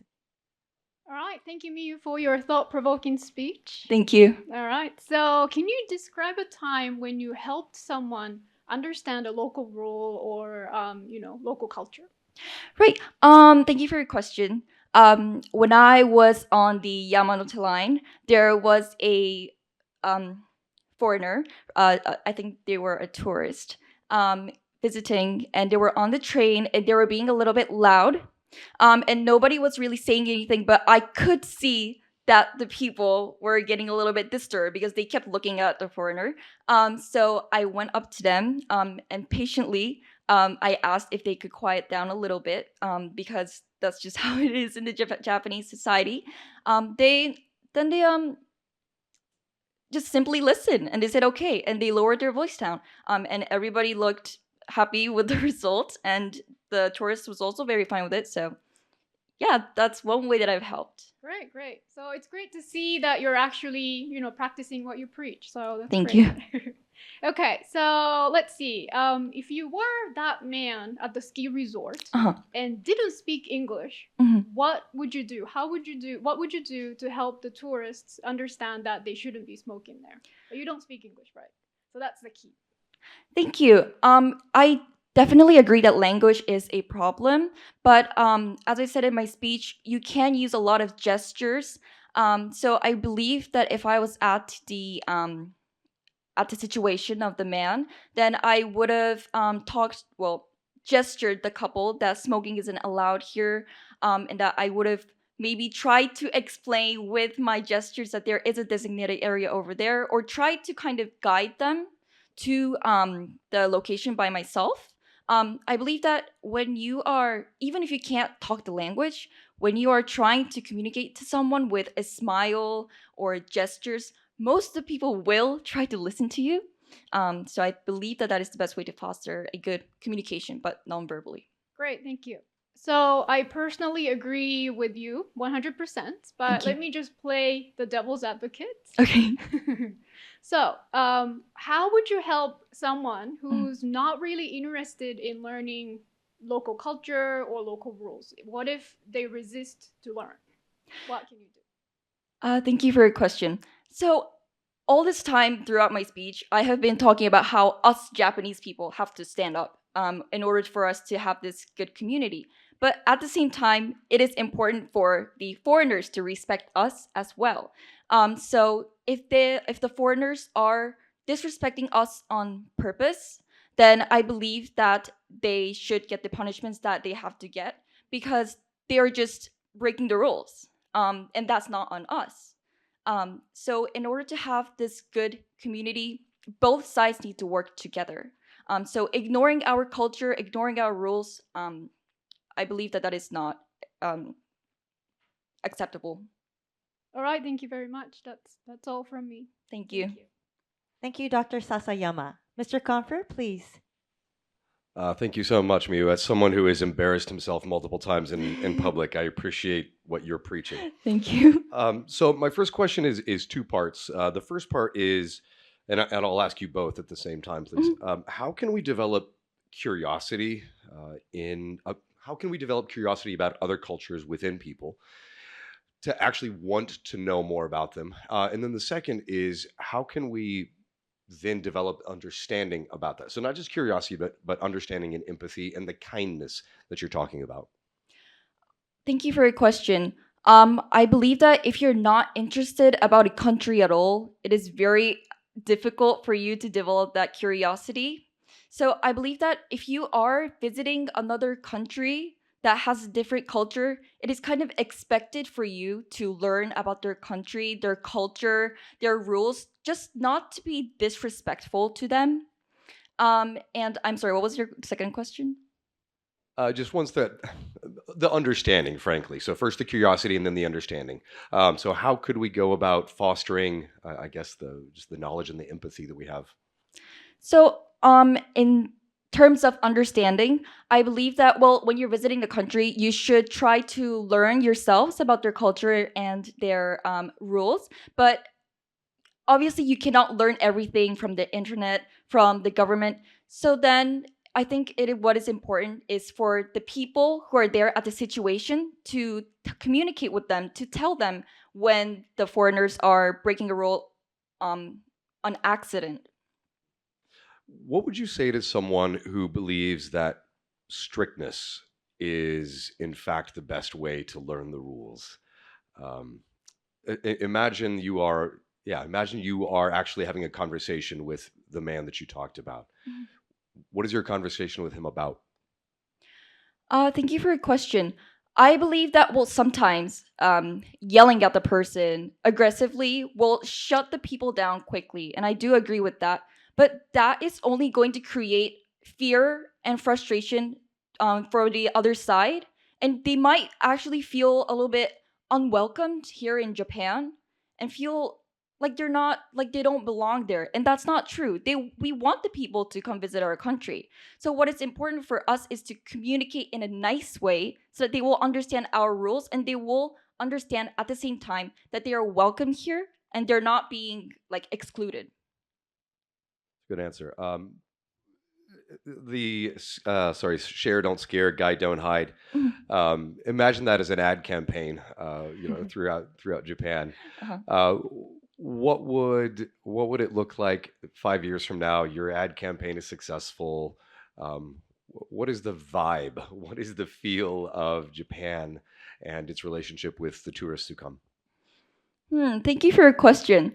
I hope that if my ad campaign is successful, then this banner doesn't show anymore. I hope that the people will be able to communicate themselves and foster this very good community by themselves, that they don't need a reminder in the train or just anywhere that they have to do this, that they should have this mindset. I want the people to have this mindset just naturally in their brain all the time.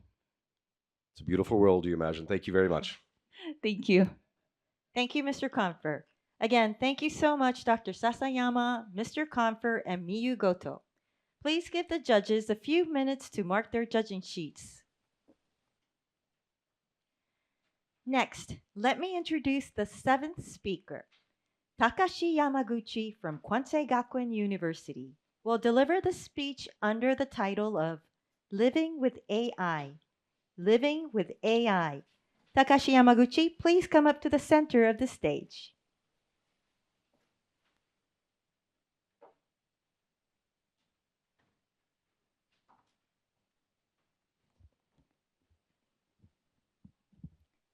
Thank you, Masters of Ceremonies and distinguished judges and organizers and dear audiences. Hello, everyone. One day, I was walking to my favorite supermarket, Daiei, just like I always do. But something was different. The familiar voices of cashiers were gone. Instead, there were only self-checkout machines. In the corner, one clerk stood by, just in case someone needed help. I stood there for a moment, realizing something had changed. The cashiers were gone, replaced. I used to see them every time I shopped, some smiling, some tired, some making small talks as they scanned my groceries. But now, there was no one, just a screen with a robotic voice. I scanned my items, but my mind was somewhere else. What happened to them? Were they fired? And if so, what happened to them after that? AI was supposed to make our lives easier. But at that moment, I wasn't so sure. And it's not just supermarkets. AI is everywhere. In my hometown, restaurants like Gusto now serve food with robots.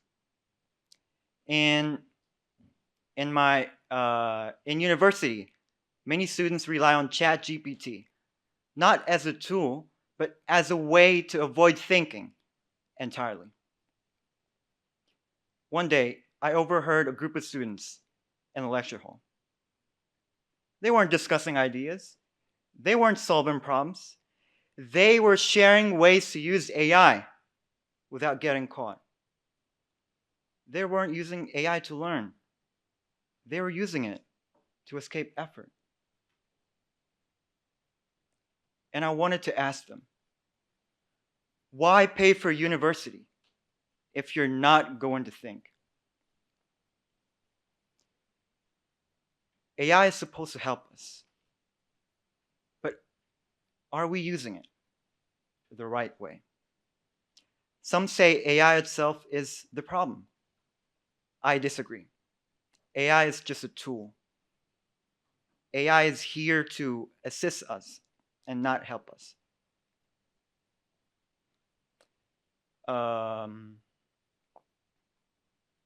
But AI is just a tool. It's neither good nor bad. The real issue is how we choose to use it. Think of a gun. A gun, it doesn't fire on its own. Someone has to pull the trigger. AI is the same. It doesn't make people lazy. People choose to use it in ways that make them lazy. One day,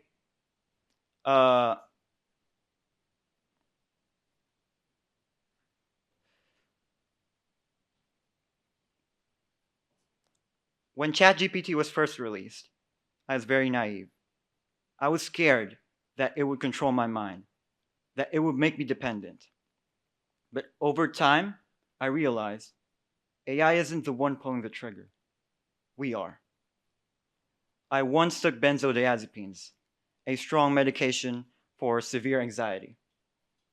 At that time, I was struggling with depression. My mind was restless and I couldn't concentrate. But this tiny little pill helped me feel calm almost instantly. Of course, there are some people. There are some people that some people react with benzodiazepines differently. But my point is that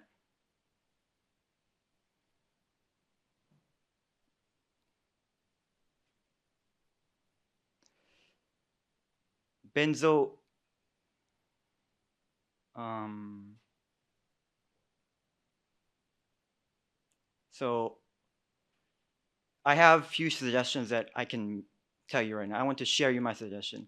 So first one is use AI to learn to assist, not replace us.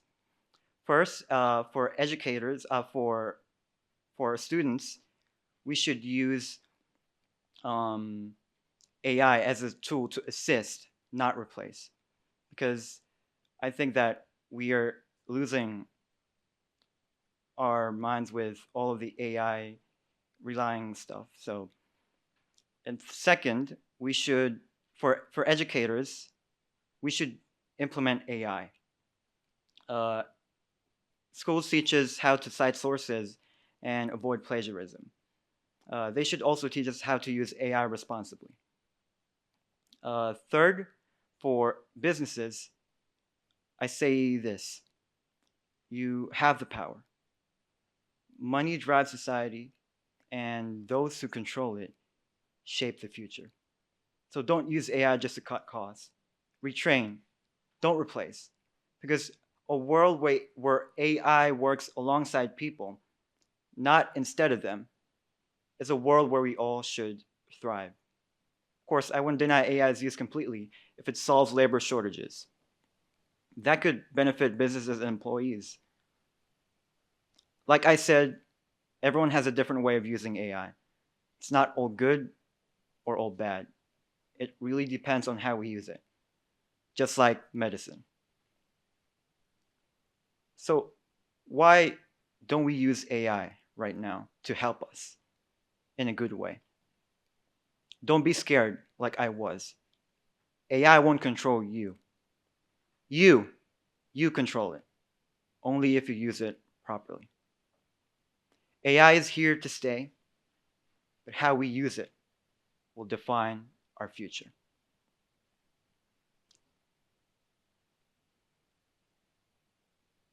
Let's not lose what makes us human. Let's appreciate what we have today, what we have now.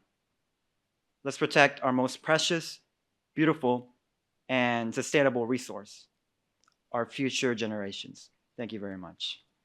Thank you. Thank you so much, Takashi Yamaguchi. Then we will have a question and answer session. Dr. Sasayama, please.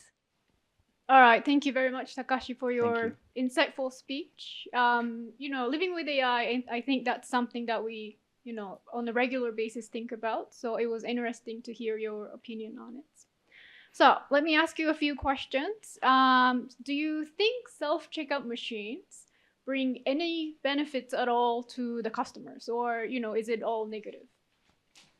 I don't think it's negative at all in large parts, because I think that by incorporating AI self-checkout machines, the cashier industry is actually struggling because of low manpower, and that also solves the problem of that part.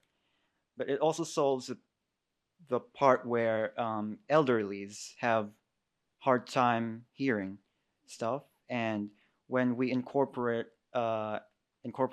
AI self-checkout machines, they'll be able to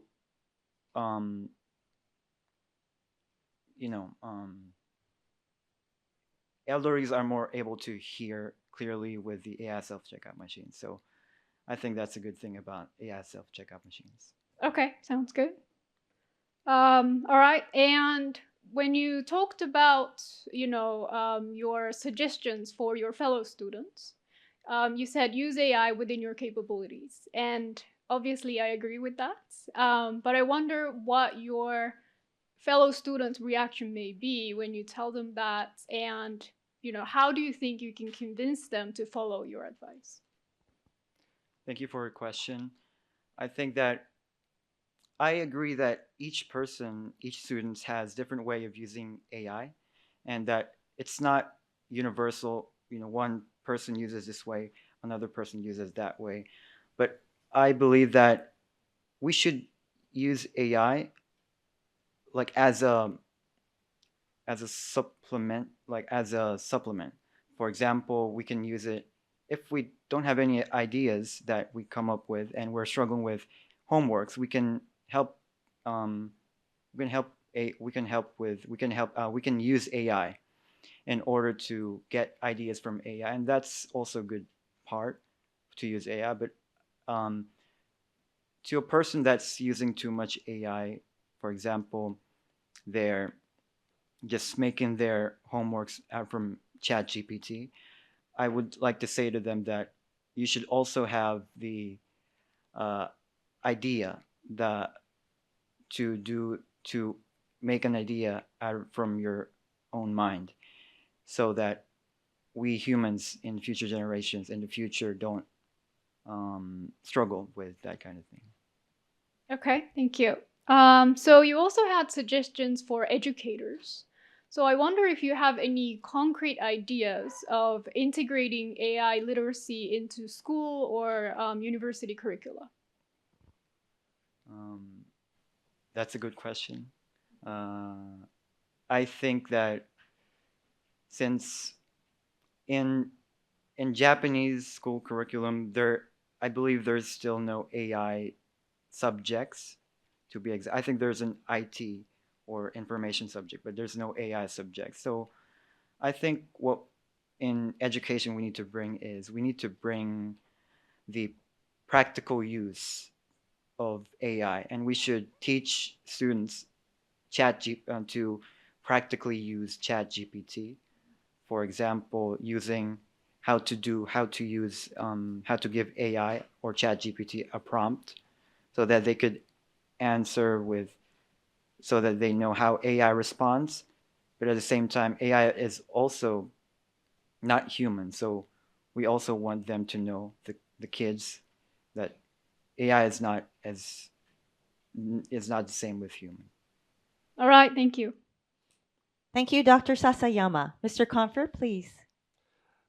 Thank you very much, Takashi, for that speech. Yes, very interesting and very much on the mind of all educators and company owners and workers, as you pointed out. So I want to continue with that line of questioning from Dr. Sasayama, who asked you about using it responsibly. And your answer was more about how to use it practically. And I want to go back to the responsibly. What does it mean for students specifically to use it responsibly? And how can you develop that? So for students to learn AI responsibly, I think it's also important for us, for teachers to teach, and what I said before, like use AI in a more practical way, because using AI in a more practical way encourages students to know that it's actually an AI that they're talking to or they're using. It's not a human substitute. So by students knowing that it's just merely an AI and not a human, I think we can teach them how to be responsible against using AI. What is a time that you used AI of any kind that illustrates what you mean of that it is you used it to assist, not to replace, that you used it to challenge your perspective or something like that? Please illustrate with a time that you used it. So I've been using AI called ChatGPT for approximately 4 months right now. And I've been using it to create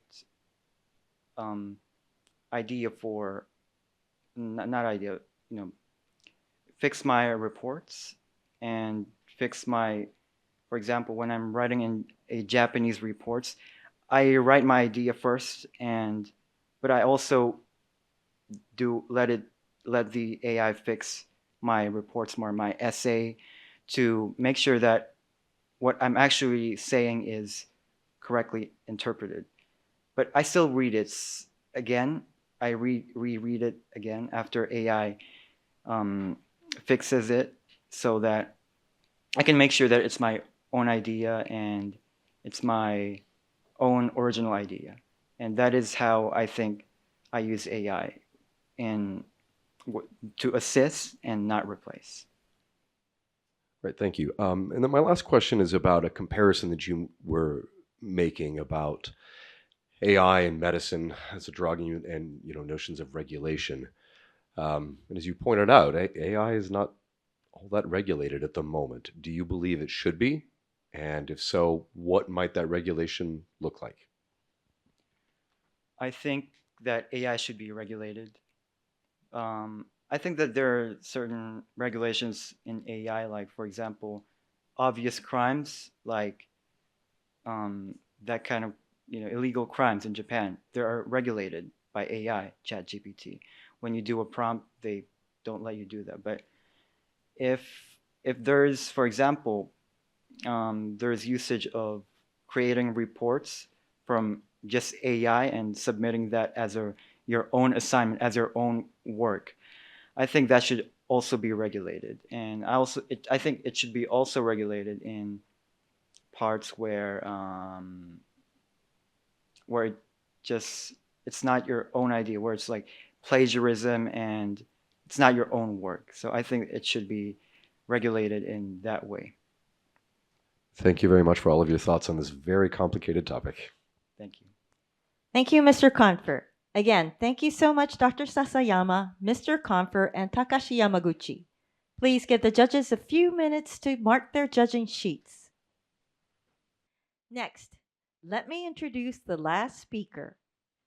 Risa Hirooka from St. Paul's University will deliver the speech under the title of Open the Box of Trauma. Open the Box of Trauma. Risa Hirooka, please come up to the center of the stage.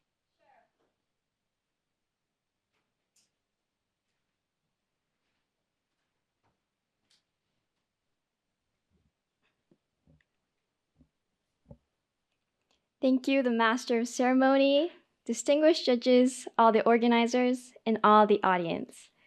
Good afternoon, ladies and gentlemen.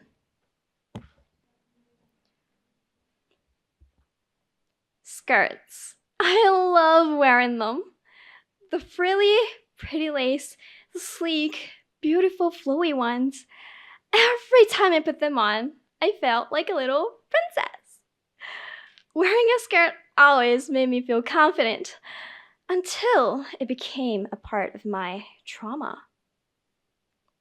Approximately 2 out of 3 people undergo traumatic experiences due to natural disasters, relationships, crimes, etc. Today, for those who have bad memories that you avoid looking back on, I hope you lose your fear and resistance and know that they are resolvable. A lot of us have bad memories. And for me, it all started when I was taking a photo inside my skirt. I was just standing on the escalator at the station, thinking about nothing, when I felt something strange behind my knees. I felt something was wrong, turned around, and there, a man came out from right behind me. He was holding a smartphone with his both hands, and I suddenly realized he might have taken a photo inside my skirt. At that moment, my mind went blank, and I could only do nothing. I ran into the police station with my knees shivering, squeezed out a voice to seek help. But the 2 male police officers said, "Well, something like this happens again, just call 110. For now, we'll step up our patrols." That was all they said. I was stunned up by how they reacted. I even tried to talk to my parents, friends to get rid of this disgusting feeling. But every time they gave me advice, I felt this kind of disconnection between my suffering and how they reacted. I started to feel that my experience was not something to share and chose to keep it to myself. But every time I tried to use the escalators, the moment flashbacks into my mind. Every time I had skirts on, I could no longer go without checking behind me. The confidence I used to have wearing skirts changed into something that would make me feel insecure. However, after a year of this traumatic experience, I went to see a friend who experienced a similar situation when we were in high school. I was touched inside my skirt this morning. This was a shocking moment not only for her, but also me, and I was worried that it might have left her deeply affected. So when I met her, I asked her if she was feeling okay about the incident. But she said, "Well, I regretted doing nothing back then, but now I've got over it, so I'm fine." I was surprised. She was not traumatized, unlike me.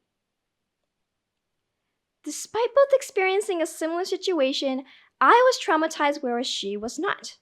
I superimposed my life with hers, hoping there'd be a key to eliminating trauma. As we were talking about the difference of both of us, I realized a cycle that is needed in overcoming trauma. That is, open, sort, and take out.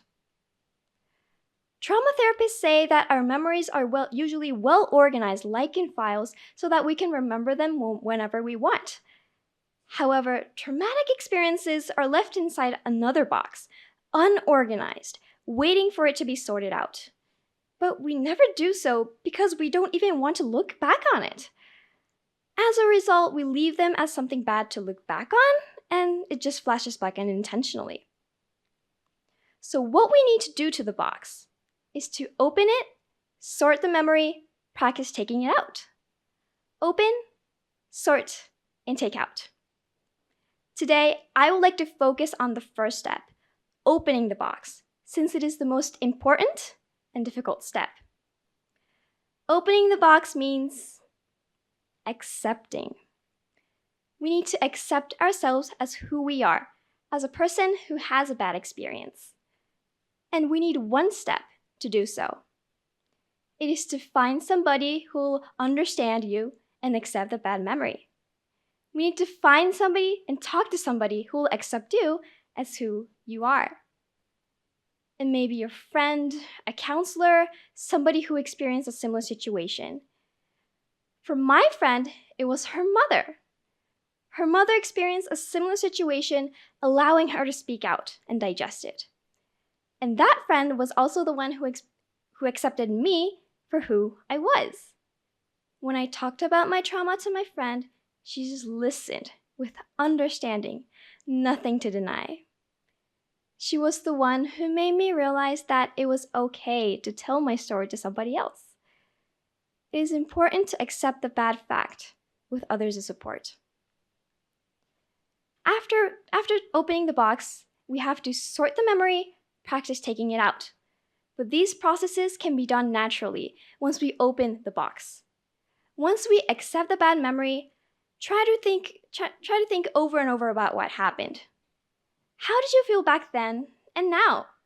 Regrets, sadness, or maybe relief. After sorting them out as a memory, try to think about the future. What did you learn from that? How can you help others in the same situation? By thinking about the future, you can take a step forward in giving it a new meaning.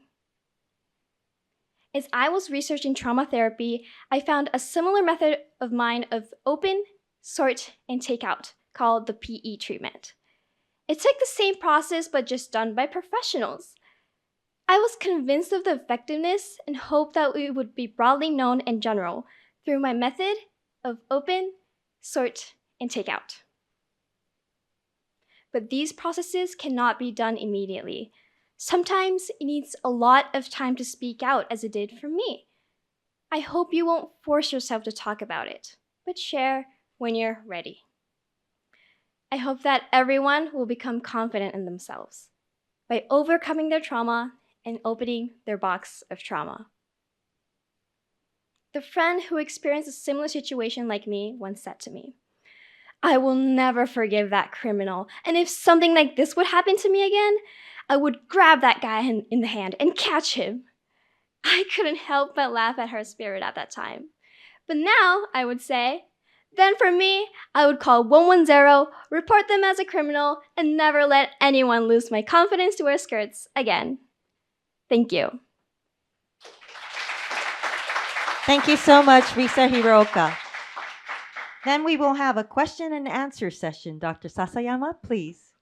All right, Risa, thank you so much for your speech. It was quite inspiring. Thank you. So, to overcome a traumatic experience, it sounds like finding that somebody who you can talk to is quite important. Yes. So, do you have any advice or suggestions on how to find that person who can help you open the box?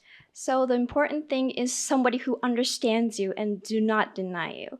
And so I would suggest to find someone who experienced a similar situation so that they will understand you, or maybe a counselor. And I have also asked a counselor. It was online, Tokyo Hotto and they told me they listened to my experience. They listened to me. They understood, and they gave me advice. They introduced me some hospitals. So I would say that it is important to find somebody who experienced a similar situation or a counselor. Okay. And in your experience, was it more helpful to talk to your friend than your counselor? And if so, why do you think it was? It was more comfortable for me to talk to my friend because she was the one who experienced a similar situation like me, and she was also the one who knows about me but does not deny. And I knew that she would accept me for whoever I am, so that was more comfortable for me. Okay, good. Thank you. So you said there's 3 sort of steps to overcome a traumatic experience, and you focused on the first step. So I wonder if you could elaborate on the second step a little bit more. So to sort out means to recall, to remember what happened. So like I did in my speech, I had to recall that. I had to remember that, what happened, how I felt. And then by remembering that, it turns into a fact, an experience. It's not something unmessy, like bad thing, something that happened to me. It's like a memory. It becomes like an experience. And that is to sort out. So take out is to think about the future or help somebody with a similar situation. For me, I made a speech so that it would help, that so that I can make my trauma into something that I can help people with. And that is to take out, so by maybe finding someone who experienced a similar situation, giving them advice if they're already to talk about it, then that would become helpful. All right, thank you. So do you think this open sort takeout technique, do you think we can use it independently, even if we didn't have anybody to talk to? Or is, that somebody to talk to, is that necessary? I think it's necessary because we need somebody who eases your loneliness in those steps. We need to feel that we're understood, that we're not alone, and then we can accept the fact. So if you don't have anybody, you can use the online counselors that I talked about, or find somebody on the internet, because there's a lot of people who can meet or interact with. So that would be one method, yes. Okay, thank you. Maybe one last question. Yes. So your approach to sort of overcoming traumatic experience seems quite systematic and effective. So I wonder if you have used a similar technique to overcome some, similar other challenges in your life, or beyond trauma. Other? This open sort takeout? Other?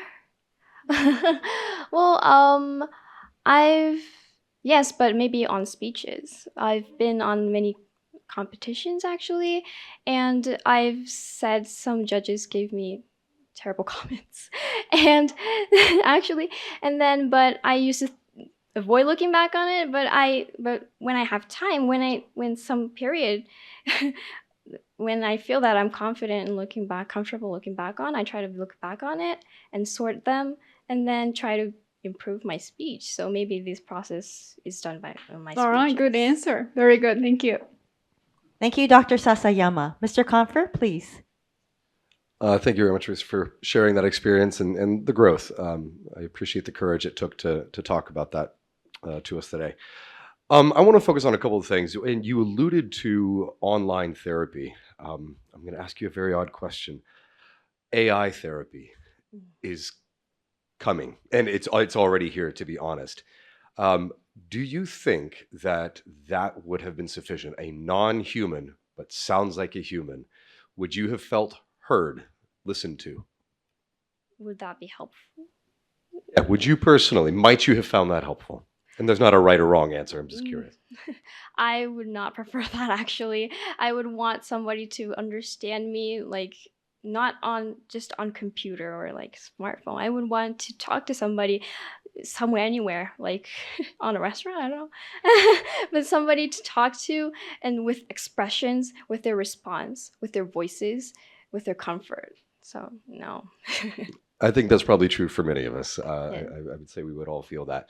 So something else I wanted to talk about was trauma therapy in Japan. So it was a year after you experienced this before you finally were able to begin this process, it feels like.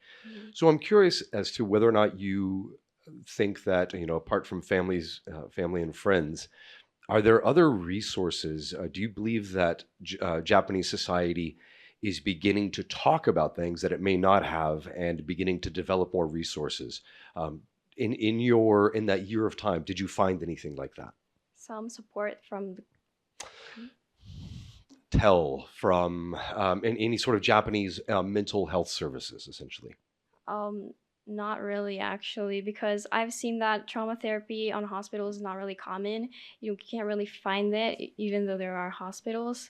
And I think that is one thing that the country should focus on, because, like, I felt that this, the sexual crime that I had was not really important for police people. They were like, okay, it's okay, you can just go. So I felt like those kind of importance of trauma, or like something that will become trauma, isn't not really important in Japan right now, I think. Yeah, your particular method is very much focused on the individual, and it's great. It sounds like a great tool that obviously helped you. I wonder if you can imagine what tools, system tools, what structures, government or within schools, you think would be very helpful and that you would like to see happen. I would I would like to see if I want the police, if I had the same thing again, if I call 110 and the police came, I would love them to listen to me or give me advice, introduce some counselors, hospitals, and listen to me and try to understand me so that it won't become my trauma. But they don't do so now. So I hope that they would, make the victims comfort and know that they're not alone. And I hope that it would happen in Japan. I think those are very reasonable hopes and dreams. I do hope they happen. Thank you very much. Thank you. Thank you, Mr. Comfort. Again, thank you so much, Dr. Sasayama, Mr. Comfort, and Risa Hirooka. Please give the judges a few minutes to mark their judging sheets. Ladies and gentlemen, now we would like to begin the closing ceremony. To begin with, the judges and questioners will give us some comments about today's speeches. Firstly, Dr. Shoko Sasayama will give us some comments. Dr. Sasayama, please come up to the stage.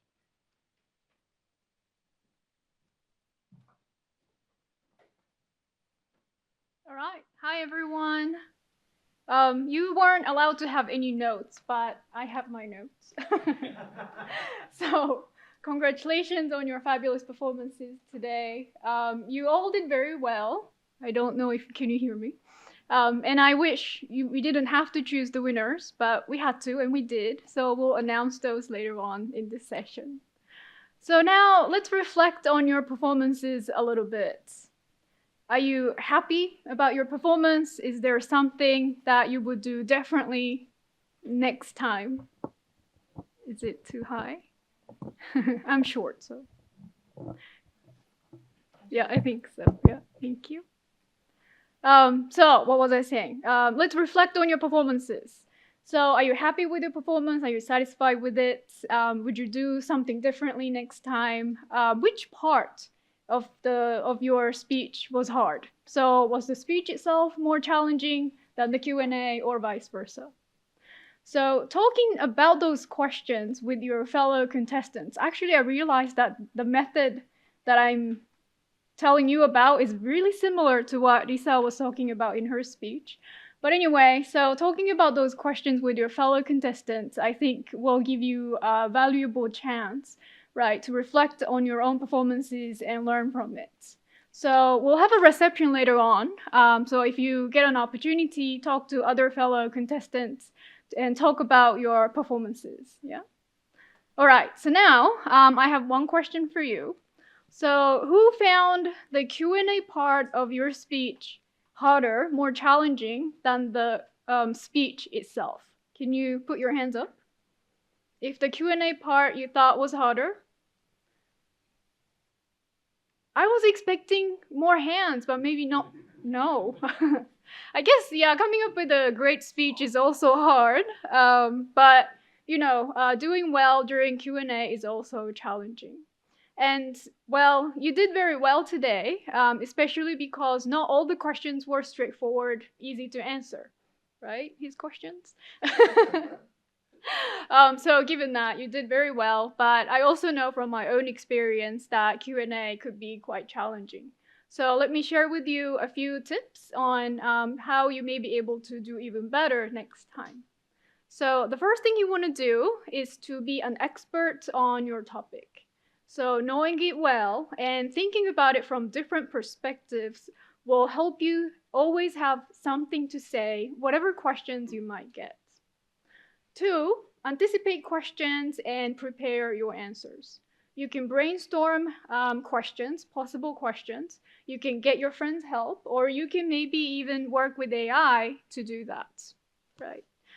So how many of you did that? So not necessarily using AI for, you know, to prepare for today, but how many of you came here, you know, having questions anticipated, you've already anticipated questions. How many of you came here thinking about what kind of questions you might get? So that's good, right? So then, as a next step, what can you do? So reflect on the kinds of questions that you got today and think about, you know, were those questions the kind of questions that you anticipated? If not, why not? If yes, that's great, right? So doing that, thinking about that will help you you know, sort of see your speech from a different perspective and maybe do even better next time. The last tip I have is work on your communication skills, right? So in the end, the essence of Q&A is communication between you and the audience. So, you know, if you can improve your holistic English ability, that will help you do better during the Q&A as well.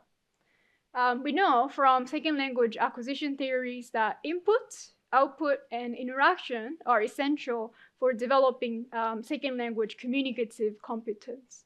So always look for opportunities to use English for communication purposes. Yeah? I specialize in second language acquisition, so if that's something that you're interested in, I'd be more than happy to talk to you about that later on. And maybe we'll do that in English so you have another opportunity today to use English for communication purposes. All right, so that's it from me. Again, congratulations and best of luck to you all. Thank you. Thank you, Dr. Sasayama. Next, Mr. Dwayne Confer will give us some comments. Mr. Confer, please.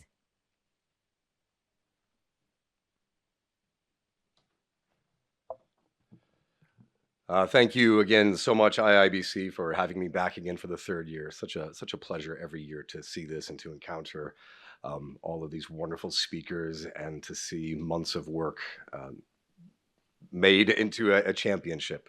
It's wonderful. My own comments are going to be perhaps a little bit less instructive and more just praising and congratulatory. It was such a pleasure to hear the speeches and the passion with which you all delivered them. And I also have to have my own notes. I cannot rival you. Forgive me. And my apologies for any Q&A that I may have traumatized you with. My apologies. The personal and the social consciousness and the blending of the two was very striking to me this year. Almost every single speech, frankly, every single speech did have a personal element that never remained purely personal. It always became something else. None of you said, this is just about me. It was, this is what I have learned. This is my perspective, my experience, my truth, my whatever it may be. And here is the value that it has for others. And I love that. And I hope that you will continue to do that.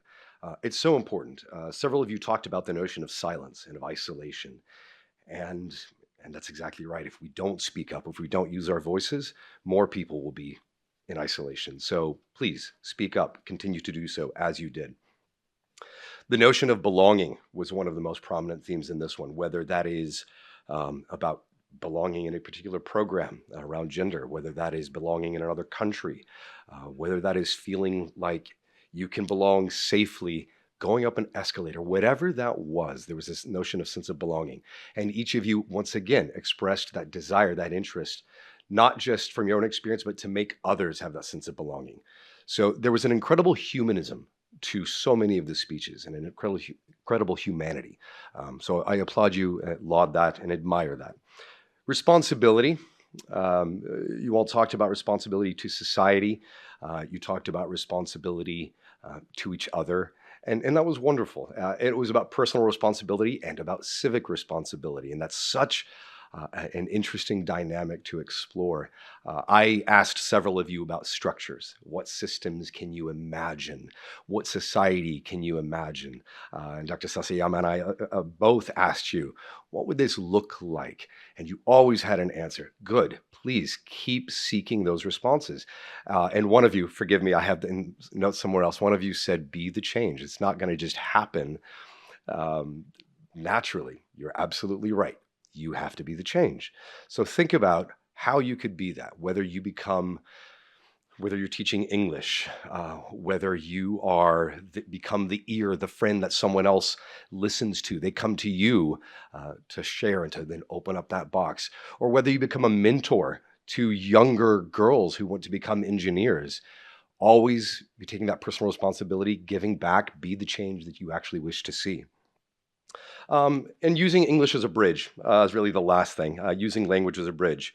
It's not the best language, but it's a big one, and it's one that a lot of people know, but don't ever let it replace. I agree completely with Shinko and her argument that language is key to our identity, and learning a new language opens up a door to another culture in ways that really nothing else can. So continue to learn that, continue to practice it, continue to participate, not only in the academic circles, not only in the business, but in your personal life, whether it's going up and asking someone kindly to please stop being so loud on the train, turn that into striking up a conversation. So anyway, it was wonderful. I applaud you all, your efforts, the demeanor, the professionalism with which you conducted yourselves, and most of all for the content of what you shared with us and the ideas and the perspectives that you shared with us. So thank you very much. Thank you, Mr. Confer. Next, Mr. Toru Tokuhisa will give us some comments. Mr. Tokuhisa, please.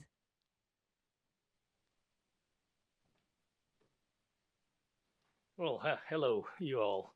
And I also thank IIBC very much for inviting me to this important event again. It's my great honor and pleasure to be able to act as a judge for this esteemed contest.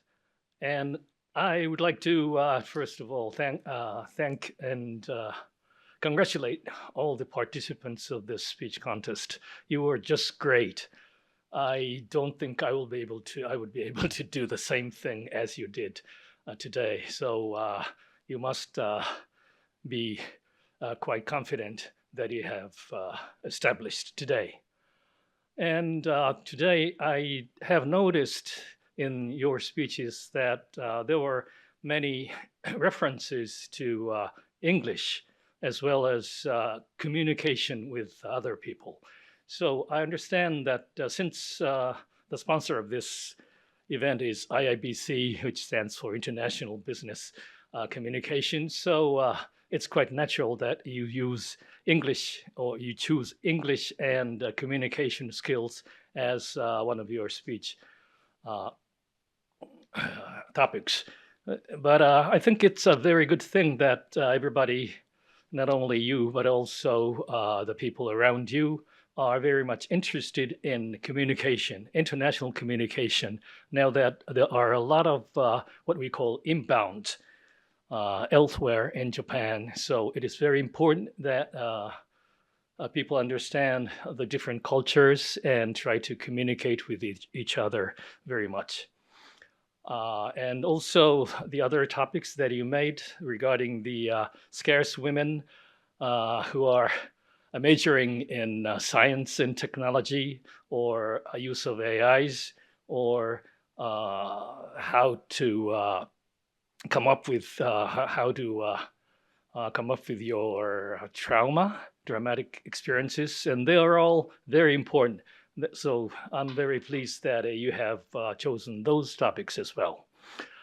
Well, talking about certain tips that I would like to deliver to you, it would be that since I'm a very mere businessman, so I'm not a professional speaker of English, but what I have found in my more than 40 years career as a businessman, I would like to tell you two important things when you talk to other people. And one of them would be how to generalize your personal experience so that everybody else would understand. Of course, you have been quite successful in your doing so during your speech, but at the same time, I have found some points that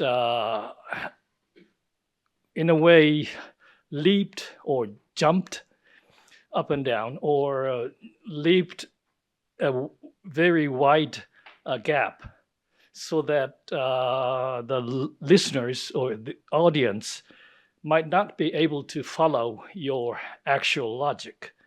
So please, whenever you make a speech or whenever you talk with anybody else, either in business communication or your talks with friends, please make it sure that your personal experience is not universal.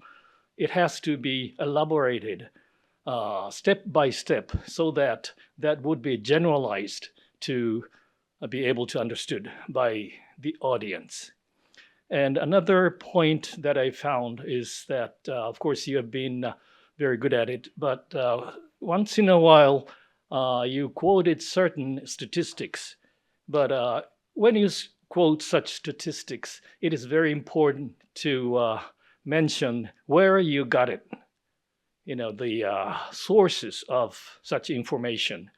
If you don't say the information, such information, where you got it, your audience might think that, oh, that's something that the speaker just took up. So please be sure to strictly mention where you got the information from. So those are something that I've been trying to be careful in my business communication, business presentation, as well as other sceneries that I've encountered in my more than 40 years experience as a businessman. So again, congratulations to you all, and wish you best of luck in your future careers. Thank you very much. Thank you, Mr. Tokuhisa. Next, Ms. Saori Nakasone will give us some comments. Ms. Nakasone, please.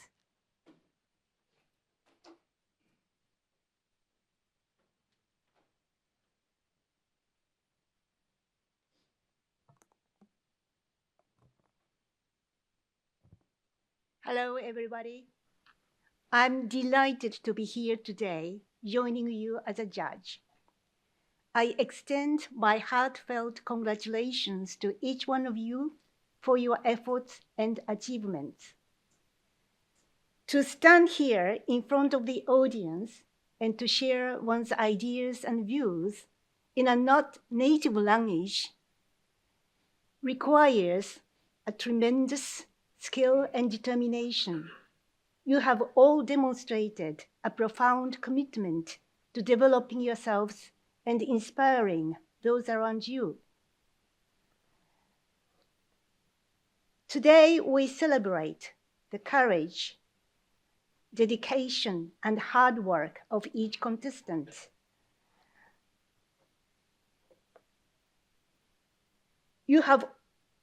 So let me share with you some of my comments, which I've already mentioned by my previous speakers, so I limit myself to one small comment. Unlike the previous contest, where quite a wide range of topics was chosen, I realized that this time, some of you have dealt with the similar subject or topic as main or as one of the sub-themes, but discussed and argued from different angles and different perspectives, which made this contest even more intriguing and thought-provoking. Let's take an example. English. Although already mentioned by my previous speaker, English was chosen as the main or one of the sub-themes by several speakers. Needless to say, English is enormously important tool for communication. It helps you exchange ideas and views with peers from different continents and countries so that you can discover a new world. However, there was another opinion. While admitting the importance of English as a tool for communication, you should not forget the importance of preserving your own language, your own culture, and you should not learn English at the cost of your own identities. In this context, the word gaijin, outsiders, was mentioned here and there in several speeches. How can we communicate with foreigners, especially when it comes to their not respecting our local rules, ignoring our cultures? What kind of approaches can be taken to let them know without offending them? One of the solutions proposed was to take a friendly gesture or friendly action instead of aggressive one. As one of you advocated, share and not scare. Yes, indeed, sharing is caring, caring others, thinking about other people. To address this issue, nonverbal communication through gestures or facial expressions like smiles was further discussed in another speech to connect beyond the language barrier. So English is a communication tool, but it's not the only tool. There was another excellent speech around English and its various accents, highlighting the importance of having the message to deliver in whatever accents you may have. There are other speeches on other topics, not focusing in English, of course. Among other things, all of your ideas are interesting and well put. By participating in this contest, either as a speaker or as a supporter or as one person in the audience, we learn about many things we share. This is, I believe, how we build mutual understanding by talking, listening, and discussing. Once again, many congratulations to all. I mean, not only to top winners, but whose names are going to be announced right now, but also to all the rest of you for your efforts put into this contest. As I said at the beginning, all of your speeches are excellent. So please don't compare yourself to others. Instead, try to compare yourself to yourself. Am I better today than yesterday? Or last week or last month? Then aim higher for tomorrow than today. One reminder, a skill is like a muscle. So when you use it, it gets stronger and stronger, slowly but steadily. It's true for any skill, playing the sports, playing the guitar or the piano, cooking or dancing, or making a speech in a foreign language. So please keep practicing and don't give up. Then I think your dream is there, waiting for you. Thank you once again for having me this afternoon. Thank you, Ms. Nakasone. Next, Mr. Tom Whitson will give us some comments. Mr. Whitson, please. Okay, can you put the timer up there? I only should take 2 minutes, I think, because everybody's really impatient to find out the results. I think that's why they're sitting so quietly, and they're hoping that we'll finish and let them find out what happened. Anyway, I was really impressed today because your English, the skill you have with English and your confidence to deliver was really, really great. What I was looking for as a judge was, how did you communicate? How did you show and evoke empathy and an emotional response from me? And I would say that's really challenging because I'm an old guy. I've been through a lot, and I don't react the way I did when I was your age, for example. On the other hand, I did have a few twinges that were really nice. So I appreciate that very much. You're all very talented. I would say, since I'm not a professor, and don't speak English very well either, but in any case, I would say what you have is a very high level of English as a tool. And you have to decide how you're going to use it in your life to pursue and achieve the things that you want. I was very pleased that Uno-san has taken her humanities, which I assume is where she got the English capability, and is applying it to something on circuits that basically you don't need English for circuits. They don't speak English. And that's fantastic. But she can participate broader in the STEM area, and I think that's great. I liked many of the topics you brought up, and I felt more engaged with the ones that I found personally more meaningful to greater society. So if you think about that, what is really, really important? And I think that there's the quarter thing is up. Okay, I'm finished here, but again, congratulations to all of you. You did a great job, and you've got a bright futures, certainly a brighter future than I have at my age. Thank you, Mr. Whitson. And lastly, Mr. Hiroatsu Fujisawa will give us some comments. Mr. Fujisawa, please. I'm going to compete you the shorter. You must be very tired today, so I make my part very short. First of all, big appreciations for you to challenge to IIBC Cup this year. And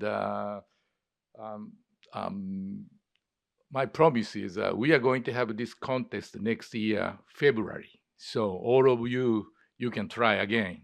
Whether you can get the first place today or not, revenge or not. So again, can I make a promise? Next year, February?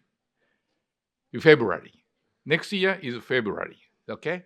So please challenge again the next year. Thank you very much.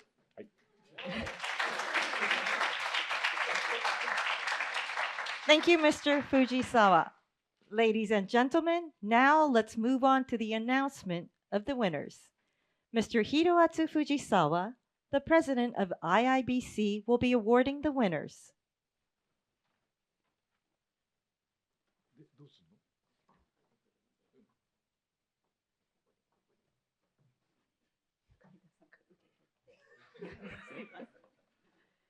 And I'm going to announce? No? No. no, I will. Speakers, when I call your name, please come up to the stage. Now, I would like to announce the third prize winner. The third prize. The third prize goes to Kanna Ogura from Dokkyo University. The third prize winner will receive a certificate and a trophy from IIBC.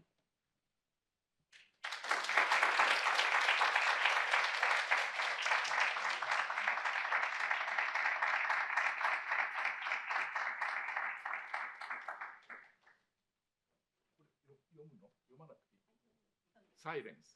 Just. 読む. Certificate of Award, Kanna Ogura, has been awarded the third prize at IIBC Cup. Congratulations.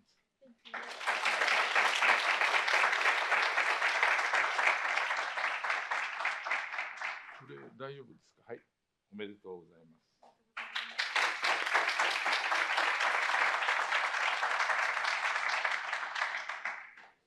Congratulations, Kanna Ogura.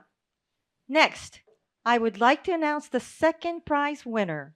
The second prize. The second prize goes to Miu Goto from the University of Tokyo.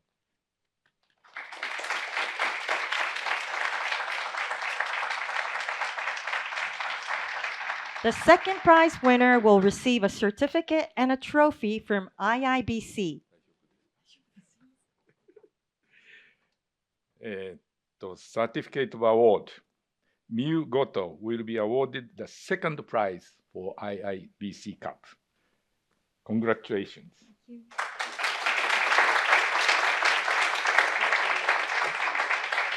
はい、おめでとうございます。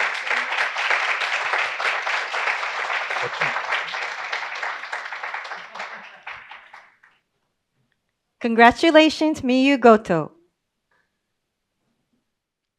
Now, I would like to announce the first prize winner. The first prize. The first prize winner, first prize goes to Risa Hirooka from St. Paul's University.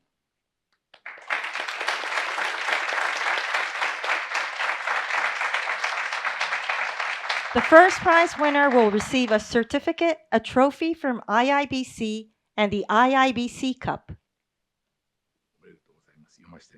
Certificate of Award. This is certified that Risa Hirooka has been awarded first prize for IIBC Cup. Congratulations.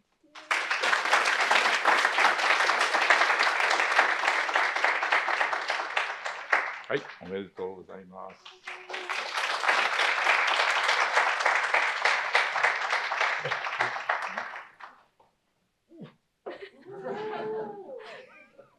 大丈夫ですかね。はい、おめでとうございます。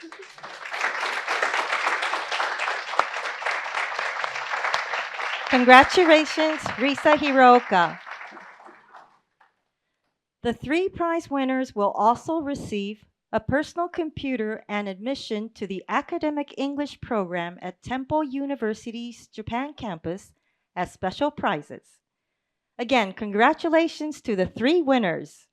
Also, thank you all the finalists for joining us today. All of you are the recipients of the finalist prize. You will also receive free vouchers for TOEIC listening and reading and TOEIC speaking and writing tests. Congratulations and thank you to all the speakers.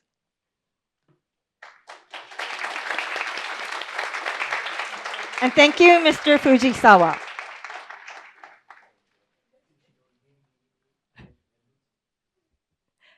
Now, I would like to ask Risa Hirooka to give us some comments. Risa Hirooka, would you please come to the center of the stage?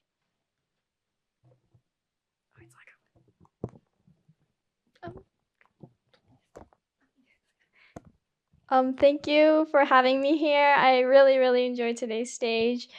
It was a great honor to stand here again. I participated last year as well. And so today was like a revenge. I actually failed my QA last year. So I was really nervous, but today I was able to stand here with confidence. And so thank you very much for having me. Thank you, organizers and judges. Thank you very much. And I just want to mention one thing, that how much I love this contest. I've watched Miss Mako Yamada's speech, first winner of this contest, hundreds of times. I remembered her script. I can do it right now. I love her tone of voice, and I've met her on other competitions and told her how much I love hers. And I've also Mr. Leo Branch, who's my biggest teacher. He's my senior of Rikyo, and I'm so proud to stand here like Mako, Miss Aunt Mako, and Mr. Branch. I'm really, really proud. And so I just want to say thank you for having me here again. Thank you. I really, really enjoyed today's stage. Thank you very much.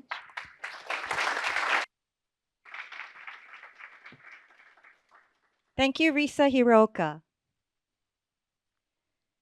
Now, this concludes the third Intercollegiate English Speech Contest for the IIBC Cup. We really appreciate all of you here for coming and watching today. We hope to see you again at the fourth Intercollegiate English Speech Contest for the IIBC Cup. Thank you so much. 本日は第3回 IIBC 大学生英語スピーチコンテストにお越しいただきまして誠にありがとうございました。お忙しい中、ライブ配信をご覧いただいた皆様に関しましても、心より御礼申し上げます。これにてコンテストを終了いたします。ご来場の皆様は、お忘れ物がございませんよう、今一度ご確認の上、お気をつけてご帰宅ください。本日は誠にありがとうございました。